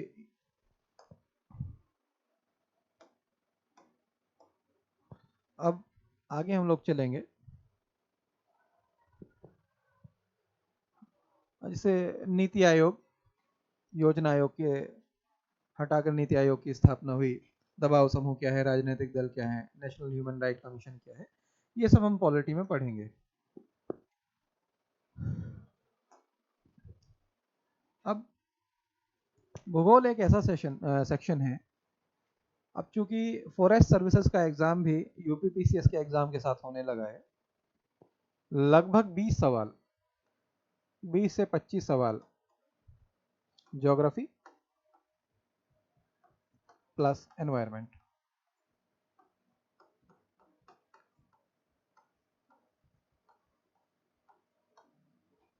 को मिलाकर पूछे जाते रहे हैं, 20 से 25 सवाल। जितना वेटेज लगभग हिस्ट्री का है, उतना ही वेटेज इन दोनों सेक्शन का भी है, ज्योग्राफी प्लस एनवायरनमेंट का। अब सवाल की प्रवृत्ति पूछने की क्या रही है और सवाल किस टॉपिक से रहा है, इस मुद्दे पर थोड़ी बात कर ली जाए। तो भारत की भौगोलिक स्थिति, यहाँ से भी सवाल पूछा जाता रहा है कि भारत का अक्षांशीय विस्तार कितना है, देशांतर विस्तार कितना है, अंडमान और निकोबार द्वीप समूह भारत का कौन सा ज्वालामुखी एक्टिव है और कहाँ पर है, कौन सा डोरमेंट है, कहाँ पर है, 10 डिग्री चैनल क्या है, 9 डिग्री चैनल क्या है, सबसे सुदूर पॉइंट दक्षिण का क्या है, उत्तर का क्या है, पूर्व का क्या है, पश्चिम का क्या है, टाइम में कितना डिफरेंस है, कर्क रेखा कहाँ से गुजरती है भारत में। ये सवाल अक्सर पूछा जाता रहा है ना। ये सवाल पूछा जाता रहा है कि दक्षिण भारत की 3 चोटियां जहाँ पर मिलती है उस जगह का क्या नाम है। ये सवाल अक्सर पूछा जाता रहा है। जैसे कोरोमंडल तट क्या है, कयाल क्या है, लगून्स क्या है, ये सवाल अक्सर भारत की स्थिति से पूछे जाते रहे हैं। लगभग सवाल रहा है, लेकिन फिर भी यहाँ से एक या दो ही सवाल हर साल होते हैं, यहाँ से ज़्यादा सवाल नहीं होते। नदियाँ, सबसे इम्पोर्टेंट सेक्शन मुझे ऐसा लगता है ये नदियाँ हैं। उत्तर भारत की नदियाँ, दक्षिण भारत की नदियाँ। दक्षिण की गंगा किसे कहा जाता है? गंगा की, जब उत्तर भारत में गंगा नदी बहती है तो गंगा नदी की सब्सिडियरी रिवर सहायक नदियाँ कौन सी है, यमुना की सहायक नदियाँ कौन सी हैं, कौन सी नदी किस राज्य से गुजरती है, गंगा और ये आपका गंगा और यमुना का संगम कहाँ पर हो जाता है। इस तरह के सवाल अक्सर पूछे जाते रहे हैं अपोहा तंत्र से। यहाँ से जरूर सवाल रहता है, एक या दो सवाल आपको हर साल यहाँ से मिलेंगे, अपोहा तंत्र से और भारत की नदियों से। भारत के तटीय भाग से एक आध सवाल मिल जाएगा, भारत के द्वीप समूह से एक आध सवाल मिल जाएगा। ये एक ऐसा सेशन है, दर्रे, झील, चट्टान, वन, मृदा, वर्षा, सिंचाई परियोजना और खनिज संसाधन।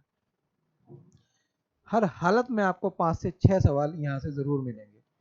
जैसे बेनिहाल दर्रा कहाँ पर है, लिपुलेख नीति माना दर्रा कहाँ पर है, कौन सी चट्टान, आग्नेय चट्टान कौन कहाँ पर पाई जाती है, आग्नेय चट्टान की विशेषता क्या है, भारत में लेटराइट मृदा किस जगह मिलती है, दोमट मिट्टी कहाँ पर मिलती है, कौन सी मिट्टी काजू की खेती के लिए अच्छी होती है, वर्षा भारत में वर्षा का क्रम क्या है, उत्तर से दक्षिण वर्षा कैसे होती है, पूर्व से पश्चिम वर्षा कैसे होती रही है।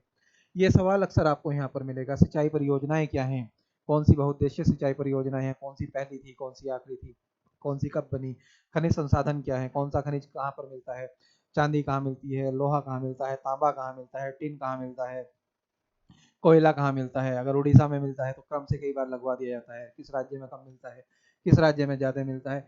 यहाँ से सवाल जरूर रहते हैं, 5 से 6 सवाल रहते हैं। फिर उसके बाद ऊर्जा संसाधन से सवाल रहते हैं, नव्य ऊर्जा क्या है और परंपरागत ऊर्जा क्या है। भारत की जनजातियों से सवाल अक्सर रहते हैं कि भारत की जनजातियाँ क्या हैं। जैसे अगर एक आध दो सवाल मैं आपको बताऊं दर्रों से, तो जैसे सवाल आया है, ये सवाल 2006, 2013, 2016, 2017 में सवाल आया है, बुमला, जेलेफिला, मुलिंगला और शिपकिला किस राज्य में है, फिर इन्हें मिलाने के लिए दिया है। तो इस तरह के सवाल आपसे पूछे जाते रहे हैं। फिर 2013 में, 2009 में सवाल है लिपुलेख, नाथुला, रोहतांग, पालघाट, इस तरह का सवाल है। तो ये सवाल अक्सर पूछे जाते रहे हैं। तो ये दर्रों से जरूर सवाल पूछा जाता है भाई। यहाँ से ये सेक्शन ऐसा है, 5 से 6 सवाल आपको जरूर मिलेंगे हर हालत में, यहीं से। तो अगर हम ज्योग्राफी को डिवाइड करें भारत और विश्व के भूगोल में, तो भारत के भूगोल से लगभग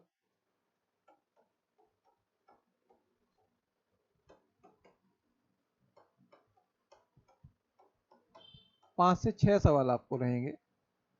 डिपेंड करेगा उस सवाल कितने सवाल पूछे गए हैं। और विश्व के भूगोल से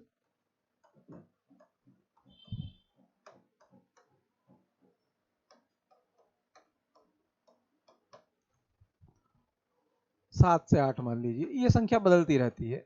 कभी ये ज़्यादा हो जाएगा और ये कम हो जाएगा, कभी ये कम हो जाएगा और ये ज़्यादा हो जाएगा। इस तरह सवाल पूछे जाते रहे हैं। मुझे लगता है भारत के बारे में थोड़ी जानकारी मिल गई होगी। कितने लोग, कितने राज्य, तटीय राज्य भारत में हैं, तटीय राज्यों की विशेषताएं क्या, खैर विशेषताएं तो मेंस में काम आ जाएंगी, ये प्रीलिम्स का विषय नहीं है। परिवहन पे सवाल पूछा जाता है, जनजातियों पे सवाल अक्सर पूछा जाता है। विश्व का भूगोल से सवाल, ब्रह्मांड और सौरमंडल, मान के चलिए कि कई बार सवाल यहाँ से पूछ लिया जाता है, कई बार सवाल यहाँ से नहीं पूछा जाता है। जैसे इस बार चंद्रयान गए हैं चंद्रमा पर, तो हो सकता है कि आपसे पूर्णिमा पर सवाल पूछ लिया जाए, ब्लू मून पर सवाल पूछ लिया जाए, इस तरह का सवाल कोई पूछ लिया जाए। अक्षांश और देशांतर रेखाओं से सवाल, जैसे कर्क रेखा, विषुवत रेखा, कर्क, विषुवत,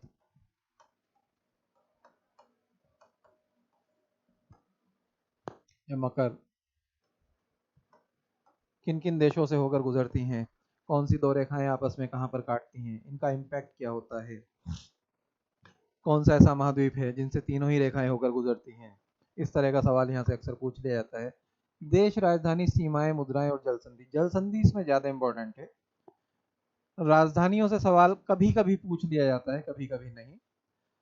सीमाओं से जो सवाल पूछने की प्रवृत्ति रही है वो जनरली जो न्यूज में रहे हैं जगह, कोई देश, उनसे ही सवाल पूछने की प्रवृत्ति रही है। जैसे रूस और यूक्रेन का युद्ध चल रहा है, तो उसके पास का जितना भी सीमावर्ती क्षेत्र होगा या यूक्रेन में पर्टिकुलर जगह, वहां से वो पूछ लेंगे। वहां से सवाल पूछने की एक नेचर रहा है। दूसरा नेचर सवाल पूछने का ये रहा है हमेशा, मान लीजिए लाल सागर है या अरल सागर है, कौन कौन से देश इनके साथ बाउंड्रीज बनाते हैं? इस तरह का सवाल यूजुअली पूछा गया है। तो अब आपको ये जानना पड़ेगा, थोड़ा सा मैप करना पड़ेगा, आपको मैपिंग करनी पड़ेगी कि लाल सागर को कौन कौन से देश बाउंड्री बनाते हैं, या मेडिटेरियन सी के साथ कौन कौन से देश बाउंड्रीज बनाते हैं, टच करते हैं मेडिटेरियन सी के साथ। ये सवाल इस तरह पूछा गया है। प्रमुख नगर और भौगोलिक उपनाम, ये आप यहाँ से सवाल यूजुअली कम पूछा जाता रहा है। जैसे मुझे नहीं, हाँ, यहाँ से सवाल पूछा गया है। वलित पर्वत से सवाल पूछा गया, ज्वालामुखी से सवाल पूछा गया, भूकंप से सवाल पूछा गया। पर्वतों से सवाल पूछा जा सकता है। कौन से पर्वत? आपको 4 पर्वत दे दिए और इनमें से पूछ लिया जाएगा, बताइए कौन सा वलित पर्वत का उदाहरण है या कौन सा अपशिष्ट पर्वत का उदाहरण है। इस तरह का सवाल यहाँ से पूछ लिया जाता है। जैसे एक सवाल मैं पढ़ूँ, ये 2015 में आया है कि किसे पर्वतों का सागर कहा जाता है। ये सवाल 2015 में आया है।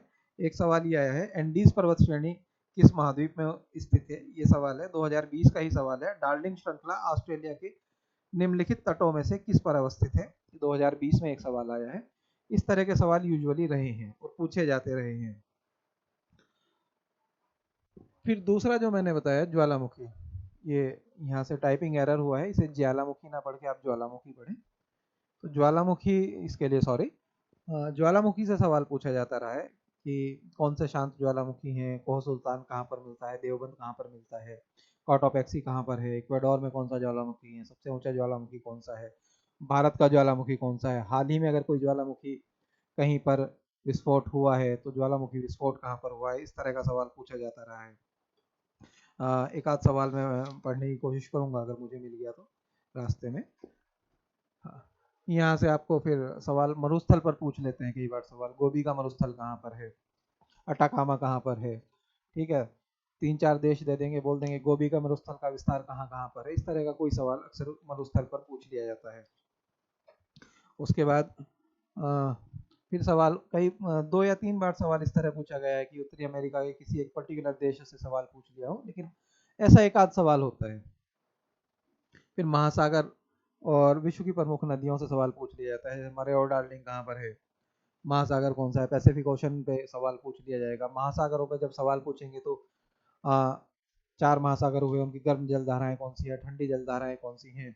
जब गर्म और ठंडी जल धाराएं आपस में मिलती हैं, गर्म प्लस ठंडी जल धाराएं आपस में मिलती हैं, ये आपस में मिली, तब फिर क्या होता है? सरगैसो सी, सरगैसो सागर क्या है, ये कई बार पूछा हुआ है। यहाँ पर एक घास मिलती है जहाँ पे दुनिया का सबसे बड़ा मत्स्य क्षेत्र है। गर्म और जब ठंडी जलधाराएं मिलती हैं तो कोहरा पड़ता है, तो कई बार जलियान आपस में टकरा जाते हैं। कहवा की खेती के लिए यमन की पहाड़ियों पर जब गर्म और ठंडी जलधाराएं मिलती हैं तो कहवा की खेती के लिए बहुत अच्छी होती हैं। यहाँ से सवाल पूछा गया है। हीट आइलैंड से कई बार सवाल पूछ लिया है, यूपीएससी ने मेंस में हीट आइलैंड पर सवाल पूछा है, तब आप हीट आइलैंड देख लेंगे। प्रवाल भित्ति पर सवाल यूजुअली कम रहता है। हाँ, जलधाराओं से सवाल लगातार रहा है, तो ठंडी और गर्म जलधाराएं आप जरूर देखें। जब आप अपने हाथ में पेपर लेंगे तो ठंडी और गर्म जलधाराएं आप जरूर देखेंगे, वहां से सवाल रहा है। अक्सर सवाल वहां से। एक सेकंड में पॉज करूंगा, इंपॉर्टेंट कॉल है।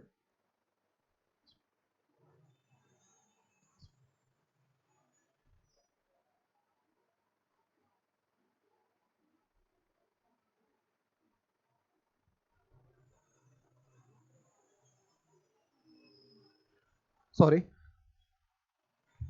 खाड़ी और द्वीप, वायुमंडल का संगठन, यहाँ से जरूर सवाल रहता है। अब वायुमंडल का संगठन आप जानते ही हैं, क्षोभ मंडल क्या है, संताप मंडल क्या है, अयन मंडल क्या है, वायुयान कहाँ पर उड़ सकते हैं, वायुयान कहाँ पर नहीं उड़ सकते हैं। ओजोन परत क्या है, ओजोन परत किस मंडल में पाई जाती है, किस ऊंचाई तक पाई जाती है, मृदा क्या है, वन क्या है। तो वायुमंडल पे फिर एक सवाल अक्सर ये भी रहता है, चक्रवात क्या है, कौन सा चक्रवात की विशेषताओं से भी सवाल पूछ लिया जाता है। एक सवाल ये भी पूछ लिया जाता है भाई विषुवत रेखा पर चक्रवात क्यों नहीं आते हैं। फिर ठंडे चक्रवात क्या है, शीतोष्ण चक्रवात क्या है, उष्ण कटिबंधीय चक्रवात क्या है, टेम्परेट साइक्लोन क्या है, और इस तरह का सवाल यहाँ से रहता है। यहाँ से सवाल अक्सर रहेगा, यहाँ से सवाल अक्सर रहेगा कि पंपास घास के मैदान से अक्सर सवाल रहता है कि घास के मैदान से अक्सर सवाल रहता है कि पंपास क्या है और कंपोज क्या है, यहाँ से सवाल अक्सर रह जाता है। चक्रवात जब आता है तो उस चक्रवात को अलग अलग जगह पर अलग अलग नामों से पुकारा जाता है, कहाँ पर उसे हरिकेन कहा जाता है, कहाँ पर विली विली कहा जाता है, इस तरह का सवाल अक्सर रहता है। ठीक। और वन और मृदा, वन से सवाल यूजुअली और मृदा से सवाल यूजुअली पूछने की प्रवृत्ति कम रही है। खनिज से सवाल पूछ लिया जाता है, यहाँ कॉमा लगाना भूल गए, सॉरी उसके लिए। खनिज से सवाल यूजुअली पूछ लिया जाता है, जैसे हीरा कहाँ पर मिलता है विश्व में, तांबा सबसे ज़्यादा कहाँ पर मिलता है, कोबाल्ट सबसे ज़्यादा कहाँ पर मिलता है, या लिथियम सबसे ज़्यादा कहाँ पर मिल रहा है, इस तरह का सवाल पूछ लिया जाता है। ऊर्जा से सवाल पूछ लिया जाता है कई बार, इसी तरह की पवन ऊर्जा में किस देश का कौन सा नाम है, इस तरह का सवाल पूछ लिया जाता है। कृषि और पशुपालन से सवाल, जैसे मुझे लगता नहीं कि यहाँ से पशुपालन से बहुत ज़्यादा सवाल पूछे गए हों, लेकिन फिर भी फजेंडा एक वर्ड है, आप उसे याद रखिएगा, यहाँ से एक सवाल पूछा जाता है, फेयोर्ड है, फजेंडा है, इस तरह का सवाल कई बार पूछ लिया, एक या दो बार पूछा गया है। पर्यावरण, अब एक हमारा, तो यहाँ से अगर आप तैयार करते हैं, इतना सब अगर आप तैयार कर लेते हैं, छोटा छोटा है, तो यहाँ से आप देखेंगे कि आपने एक बड़े मार्जिन से आप लीड में आ जाएंगे। और जैसे एक या दो सवाल मैं पढ़ने की कोशिश करूंगा अगर मुझे मिलते हैं तो। हाँ, घास के मैदान से मैं कह रहा था, जैसे टुंड्रा क्या है, सवाना क्या है, पश्चिमी ऑस्ट्रेलिया के तट पर क्या मिलता है, इस तरह का सवाल 2018 में आया है। एक सवाल मैं पढ़ूंगा, 2002 में आया, 22 में आया, 2004 में आया, आप देख लीजिएगा। कथन कारण का सवाल है, भूमध्य सागरीय जलवायु के क्षेत्र में वर्षा शीत ऋतु में होती है, गर्मियों में ये क्षेत्र शुष्क स्थलीय हवाओं के प्रभाव में रहते हैं। यहाँ से ये सवाल आया है, इस सवाल पर हम चर्चा करेंगे बाद में जब हम पढ़ेंगे। ठीक है, तो इस तरह के सवाल पूछने की प्रवृत्ति रहती है। जब आप पेपर देखेंगे तो जब आपके हाथ में पेपर होगा और जब आप पन्नों को पलटेंगे तो आप पाएंगे कि लगभग इन्हीं टॉपिकों से सवाल रहे हैं, तो इन टॉपिकों को आप तैयार करेंगे। अब बात आती है पर्यावरण की। पर्यावरण की मूल संकल्पनाएं क्या हैं, जैसे पर्यावरण ही क्या होता है, नीचे क्या होता है, इस तरह के सवाल पर्यावरण से पूछे जाते रहे हैं। जैवमंडल से सवाल पूछा जाता रहा है, जैवमंडल आकार क्या है, कार्बन चक्र क्या है, नाइट्रोजन चक्र क्या है, सल्फर चक्र क्या है। चक्र आपसे नहीं पूछेंगे यूजुअली। पर्यावरण प्रदूषण से सवाल आपको मिल जाएगा, जैसे जल प्रदूषण क्या है, बायो रिमेडिएशन क्या है, इस तरह का सवाल। जैसे बीओडी क्या है, बायोलॉजिकल ऑक्सीजन डिमांड।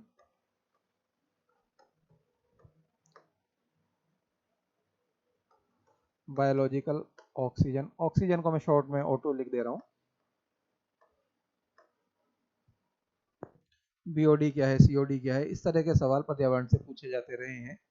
जैव विविधता और उसका संरक्षण क्या है, जैव विविधता संरक्षण के लिए कौन कौन से कार्य किए गए, भारत में जैव विविधता अधिनियम क्या है, कौन सी संस्थाएं जैव विविधता के संरक्षण के लिए काम करती हैं।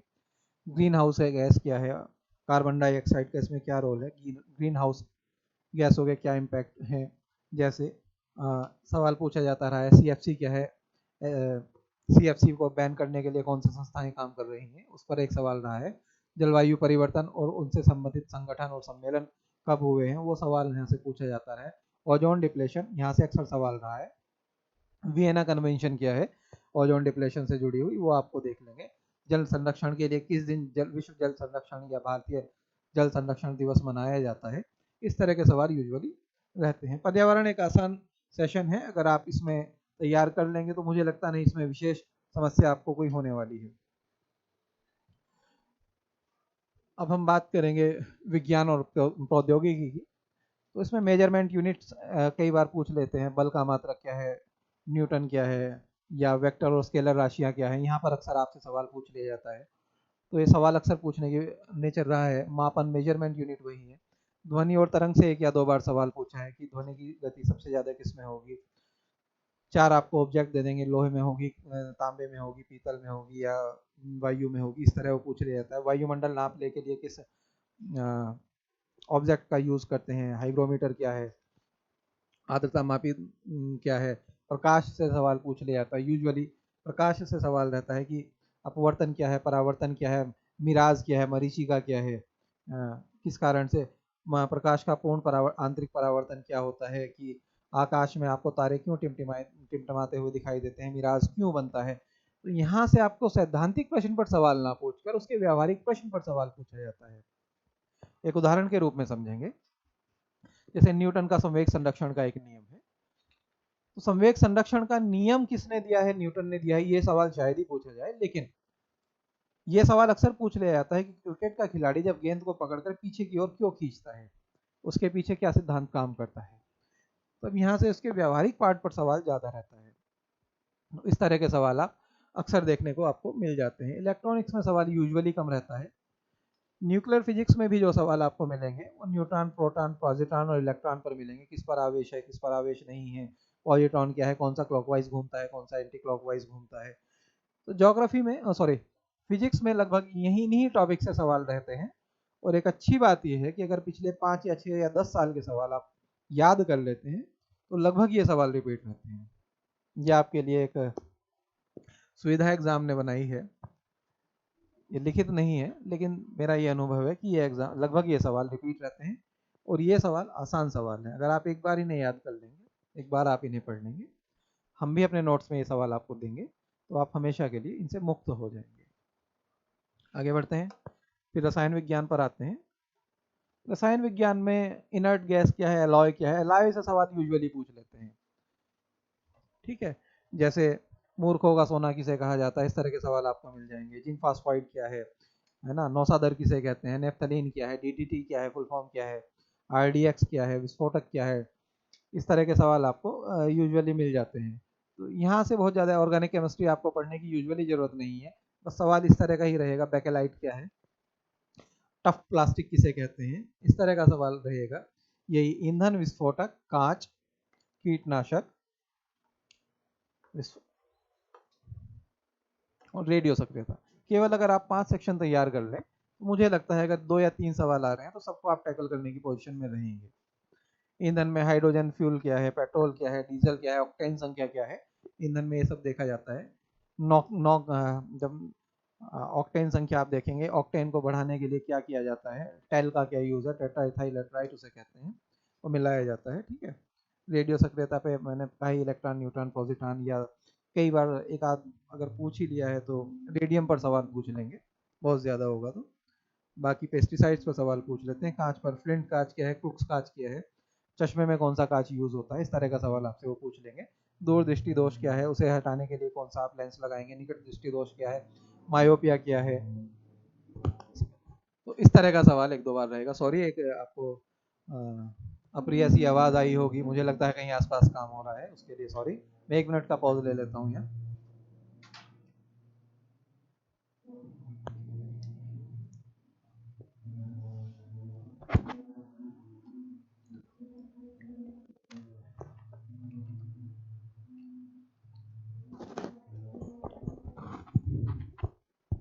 हम लोग आगे बढ़ेंगे अब। साइंस में जो सबसे महत्वपूर्ण सेक्शन है वो आपका बायोलॉजी है। इसमें भी जीव और जीवधारियों का वर्गीकरण, यहाँ से यूजुअली सवाल नहीं पूछा जाता। उनका वंश क्या है, उनका कुल क्या है, या ब्रायोफाइटा समूह क्या है, या वैज्ञानिक नाम क्या है, शेर का वैज्ञानिक नाम क्या है, मेंढक का वैज्ञानिक नाम क्या है, ये सवाल आपको यूजुअली नहीं पूछा जाता है। जैव विकास से आपको सवाल, संकल्पना किसने दी थी, ये सवाल पूछा जा सकता है। जैव विकास में आपसे एक सेशन, एक टॉपिक बनता है अवशेषी अंग।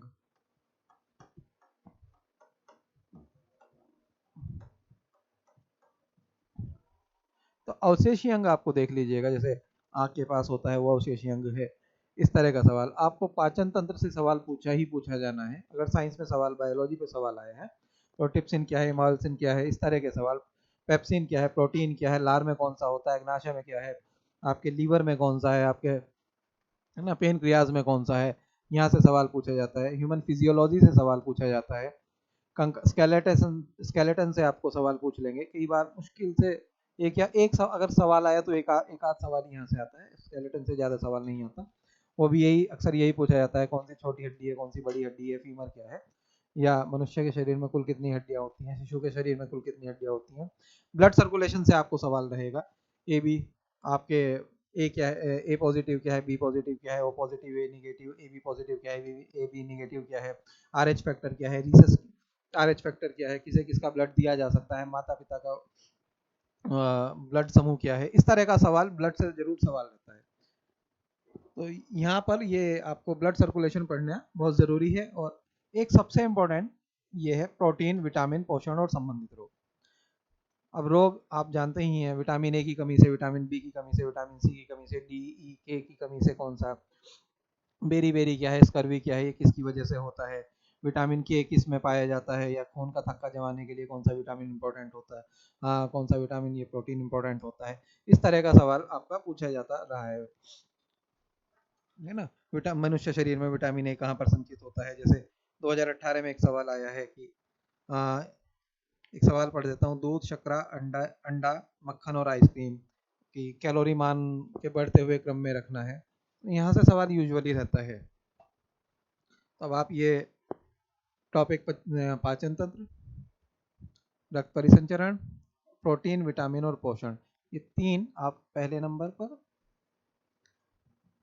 दूसरे पर, तीसरे पर, और यहाँ से जो सवाल पूछा जाएगा वो यही पूछा जाएगा कि वायरस की कमी से, वायरस से कौन सा रोग होता है, और बैक्टीरिया से कौन सा रोग होता है, और कवक और शैवाल से कौन सा रोग होता है। यहाँ से सवाल रोग से पूछा जाएगा। तो यहाँ से भी लगभग एक या दो सवाल रहेंगे। तो मेरा मानना ये है कि साइंस से हर साल लगभग 15 से 17 सवाल रहते हैं। इनमें फिजिक्स से 4 से 5, केमिस्ट्री से 2 से 3, और बाकी सब बायो से।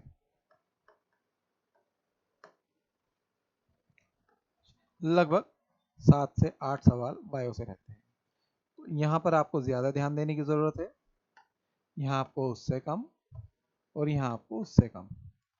सबसे ज़्यादा सवाल यहाँ से पूछे जाते हैं। यहाँ से भी फिर वायरस से, बैक्टीरिया से, कवक से, शैवाल से, प्रोटीन, विटामिन, पोषण, रक्त परिसंचरण, पाचन तंत्र, ये 5 या 6 टॉपिक हैं। और सवाल लगभग रिपीट होने की प्रवृत्ति पाई गई है। अगर आप 10 साल के सवाल याद कर लेते हैं तो मुझे ऐसा लगता है कि आप यहाँ से जितने भी सवाल पूछे जाते हैं, सपोज 15 सवाल पूछे गए हैं, तो लगभग 10 सवाल करने की आप पोजीशन में रहेंगे। तो साइंस के लिए इतना ही। बाकी साइंस में फिर कंप्यूटर भी एक सेक्शन होता है। ये PSLV GSLV से भी एक इस बार का सवाल, ये थोड़ा सा एरर है इसमें, इसे आप GU पढ़िएगा, इसके लिए सॉरी।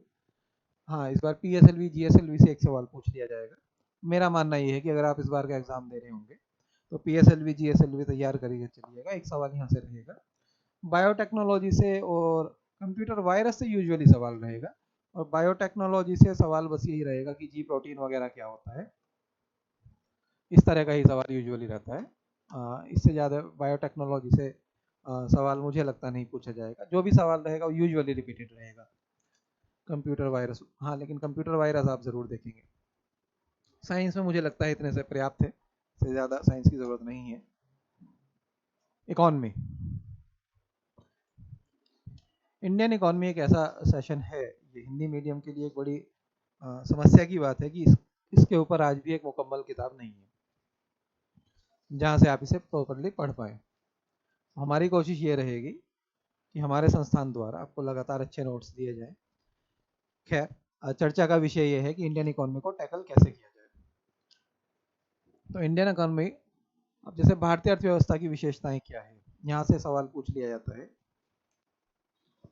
सवाल ये भी पूछ लिया जाता है कि आर्थिक विकास और नियोजन से सवाल अक्सर ये पूछा जाता है कि प्रथम पंचवर्षीय योजना क्या थी, उसके उद्देश्य क्या थे, क्या उद्देश्यों में सफल रही, 10वीं पंचवर्षीय योजना का क्या कार्यकाल था, किस पंचवर्षीय योजना में गरीबी हटाओ का नारा दिया गया, औद्योगिकरण पर किस पंचवर्षीय योजना में बल दिया गया, प्रथम पंचवर्षीय योजना में किस विषय पर सबसे ज्यादा बल दिया गया। इस तरह का सवाल पूछा जाता है। मिश्रित अर्थव्यवस्था की अवधारणा किसने दी, राष्ट्रीय आय क्या है, GDP क्या है, GNP क्या है, NNP क्या है, एफएफसी क्या है, इस तरह सवाल यूजुअली पूछे जाते रहे हैं। जीडीपी मापने का नया तरीका कौन सा हुआ है, भारत की जीडीपी पिछले 5 वर्षों में घटी है या बढ़ी है, इस तरह का सवाल पूछा जाता रहा है। और मैं कहूँगा कि इकोनॉमी से लगभग 20 से 22 सवाल आपको हर साल 20 से 22 सवाल इकोनॉमी से रहेंगे। इकोनॉमी एक आसान विषय है, मुझे लगता नहीं इकोनॉमी बहुत ज़्यादा टफ विषय है, तो इसके लिए बहुत परेशान होने की ज़रूरत नहीं है। कृषि से एक सवाल पूछ लिया जाता है। कृषि से सवाल अक्सर इस तरह का पूछा जाता है, खरीफ की फसल क्या है, रबी की फसल क्या है, जायद की फसल क्या है, या यहाँ से संबंधित अगर कोई योजना है, पर्टिकुलर योजना पूछ लेंगे। सर्विस सेक्टर से पूछ लिया जाता है, आपको 4 सेक्शन दे देंगे और कह देंगे कि भारत के जीडीपी में सबसे ज़्यादा योगदान किसका है, कृषि का है या सेवा क्षेत्र का है। या सेवा क्षेत्र में भी आपसे और तोड़कर उससे पूछा जा सकता है कि टूरिज्म का योगदान कितना है, होटल्स का कितना है, इस तरह एक सवाल आपसे पूछा जा सकता है। सबसे इम्पोर्टेंट मुद्रा और पूंजी बाजार है इसमें। पेपर करेंसी किसे कहते हैं, M1 M2 M3 क्या है, इस तरह का सवाल यहाँ से पूछ लेते हैं। मार्केट्स, प्राइमरी मार्केट क्या है, सेकेंडरी मार्केट क्या है, बैंकिंग सिस्टम क्या है, आरबीआई की स्थापना कब हुई थी, रुपए की पूर्ण परिवर्तनीयता क्या है, तारापोर समिति क्या थी, इस तरह के सवाल यहाँ से पूछे जाते रहे। इल्डा का क्या काम है, इस तरह का सवाल पूछा जाता रहा है। पब्लिक फाइनेंस किस तरह काम करता है, कौन कौन सी संस्थाएं पब्लिक फाइनेंस करती है। अब बैंकिंग में भी सवाल फिर ये पूछा जाता है कि इन्फ्लेशन क्या है, एसएलआर क्या है ना, इस तरह का सवाल यूजुअली पूछा जाता रहा है। राजकोषीय नीति क्या है, मौद्रिक नीति क्या है, राजकोषीय नीति के टूल्स कौन से होते हैं, मौद्रिक नीति के टूल्स कौन से होते हैं, इस तरह का सवाल आपसे पूछा जाता रहा है।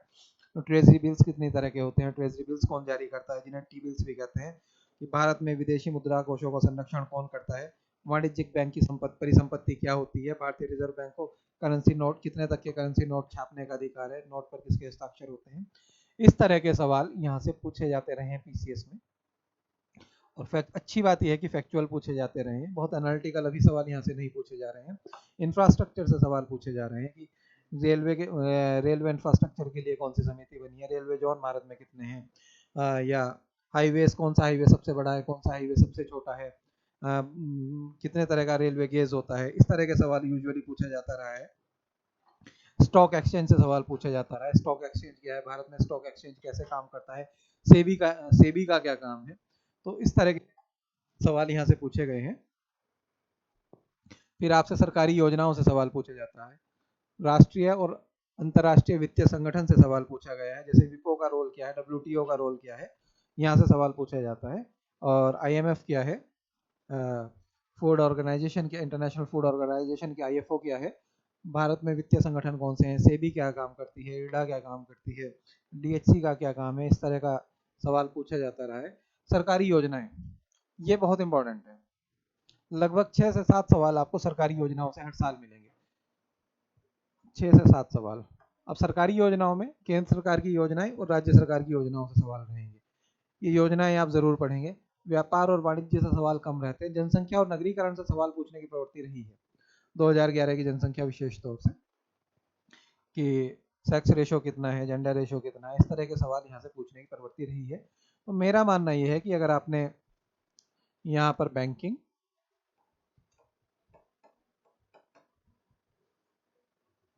मनी मार्केट,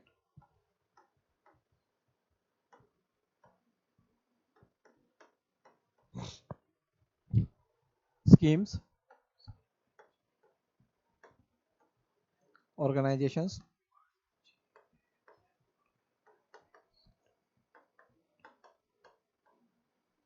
और नेशनल इनकम,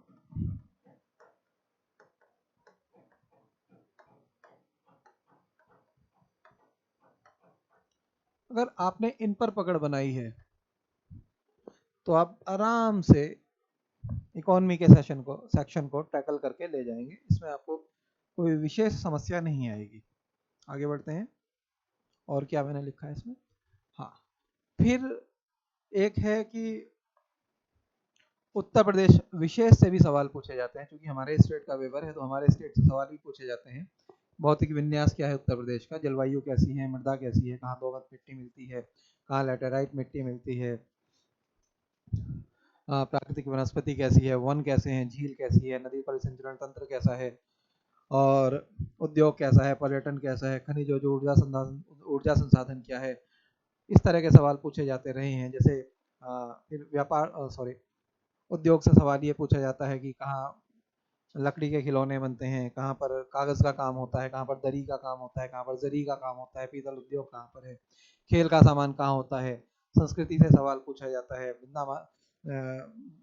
सवाल अक्सर ऐसा दे दिया जाता है, बनारस घराने से कौन जुड़ा हुआ है, गिरजा देवी किस घराने से जुड़ी हुई हैं, बिंदादीन कौन थे, जौनपुर किस लिए जौनपुर किस लिए फेमस है, मेरठ किस लिए फेमस है, मुरादाबाद किस लिए फेमस है, आगरा किस लिए फेमस है, देवा शरीफ का मेला कहाँ पर है। इस तरह के सवाल अक्सर आपसे पूछे जाते रहे हैं। कितने जलवायु क्षेत्रों में उत्तर प्रदेश को बांटा गया है, इस तरह का सवाल। इसके लिए कोई एक किताब आप पढ़ सकते हैं, चाहे आप परीक्षा वाणी पढ़ लीजिए, चाहे आप कोई और आपको ठीक लगे वो किताब पढ़ लीजिए। एक किताब है, उसमें आए हुए सवाल अगर आप 10 साल के पढ़ लेंगे तो उत्तर प्रदेश के ज़्यादातर सवाल आपसे हो जाएंगे।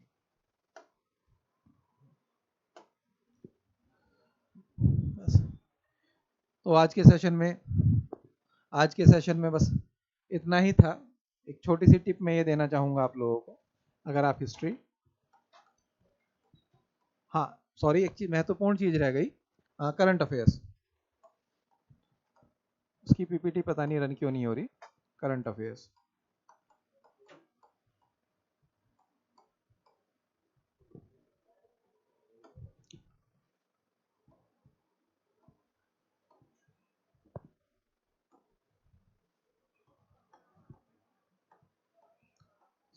करंट अफेयर्स लगभग 20 से 25 सवाल यहाँ पर हर साल रहते हैं, और सबसे सरल सेक्शन है। बहुत इजीली तरीके से आप इसे तैयार कर सकते हैं। जैसे G20 का सम्मेलन कहाँ पर हुआ, G20 का सम्मेलन उत्तर प्रदेश में कहाँ कहाँ पर हुआ, किसे इस बार का दादा साहब फाल्के पुरस्कार मिला, इस बार कौन सी पिक्चर को नेशनल अवार्ड मिला है, कौन सी पिक्चर सांस्कृतिक एकता के लिए चुनी गई, वर्ल्ड कप आने वाला है, क्रिकेट के वर्ल्ड कप पे आपको सवाल मिल जाएगा, अबेल पुरस्कार किसे मिला। इस तरह के सवाल यूजुअली रहते हैं, वन लाइनर सवाल होते हैं। इंडेक्सेस पर सवाल पूछ लिए जाते हैं कि उत्तर प्रदेश का एक पर्टिकुलर इंडेक्स पर कौन सा, एमनेस्टी इंटरनेशनल द्वारा जारी किस करप्शन के रैंकिंग पर उत्तर प्रदेश किस नंबर पर है, या ईज ऑफ डूइंग बिजनेस पर इंडिया की रैंकिंग कौन सी है। इस तरह के सवाल पूछ लिए जाते हैं। तो कोई भी एक करंट अफेयर्स की मैगजीन अगर आप पढ़ते हैं तो ये सवाल आप कर ले जाएंगे। इस सेक्शन को बहुत इंपॉर्टेंटली आपको लेना होगा, क्योंकि गंभीर अभ्यर्थी यहाँ से सवाल गलत नहीं करता है। यहाँ से अगर 20 सवाल आ रहे हैं तो मेरा मानना यह है लगभग आपको 17 सवाल, 15 से 17 सवाल आपको करने ही करने चाहिए। अगर आप इतना करते हैं तो आप परीक्षा की दौड़ में, परीक्षा की लीड में आप बेहतर पोजीशन पे हैं। अब एक फाइनल टिप मैं आप लोगों को देना चाहूंगा यहाँ पर अपनी तरफ से, किस विषय को ज्यादा वेटेज दें और किस विषय को कम वेटेज दें। जैसे history, polity, current current affairs और ज्योग्राफी प्लस एनवायरमेंट।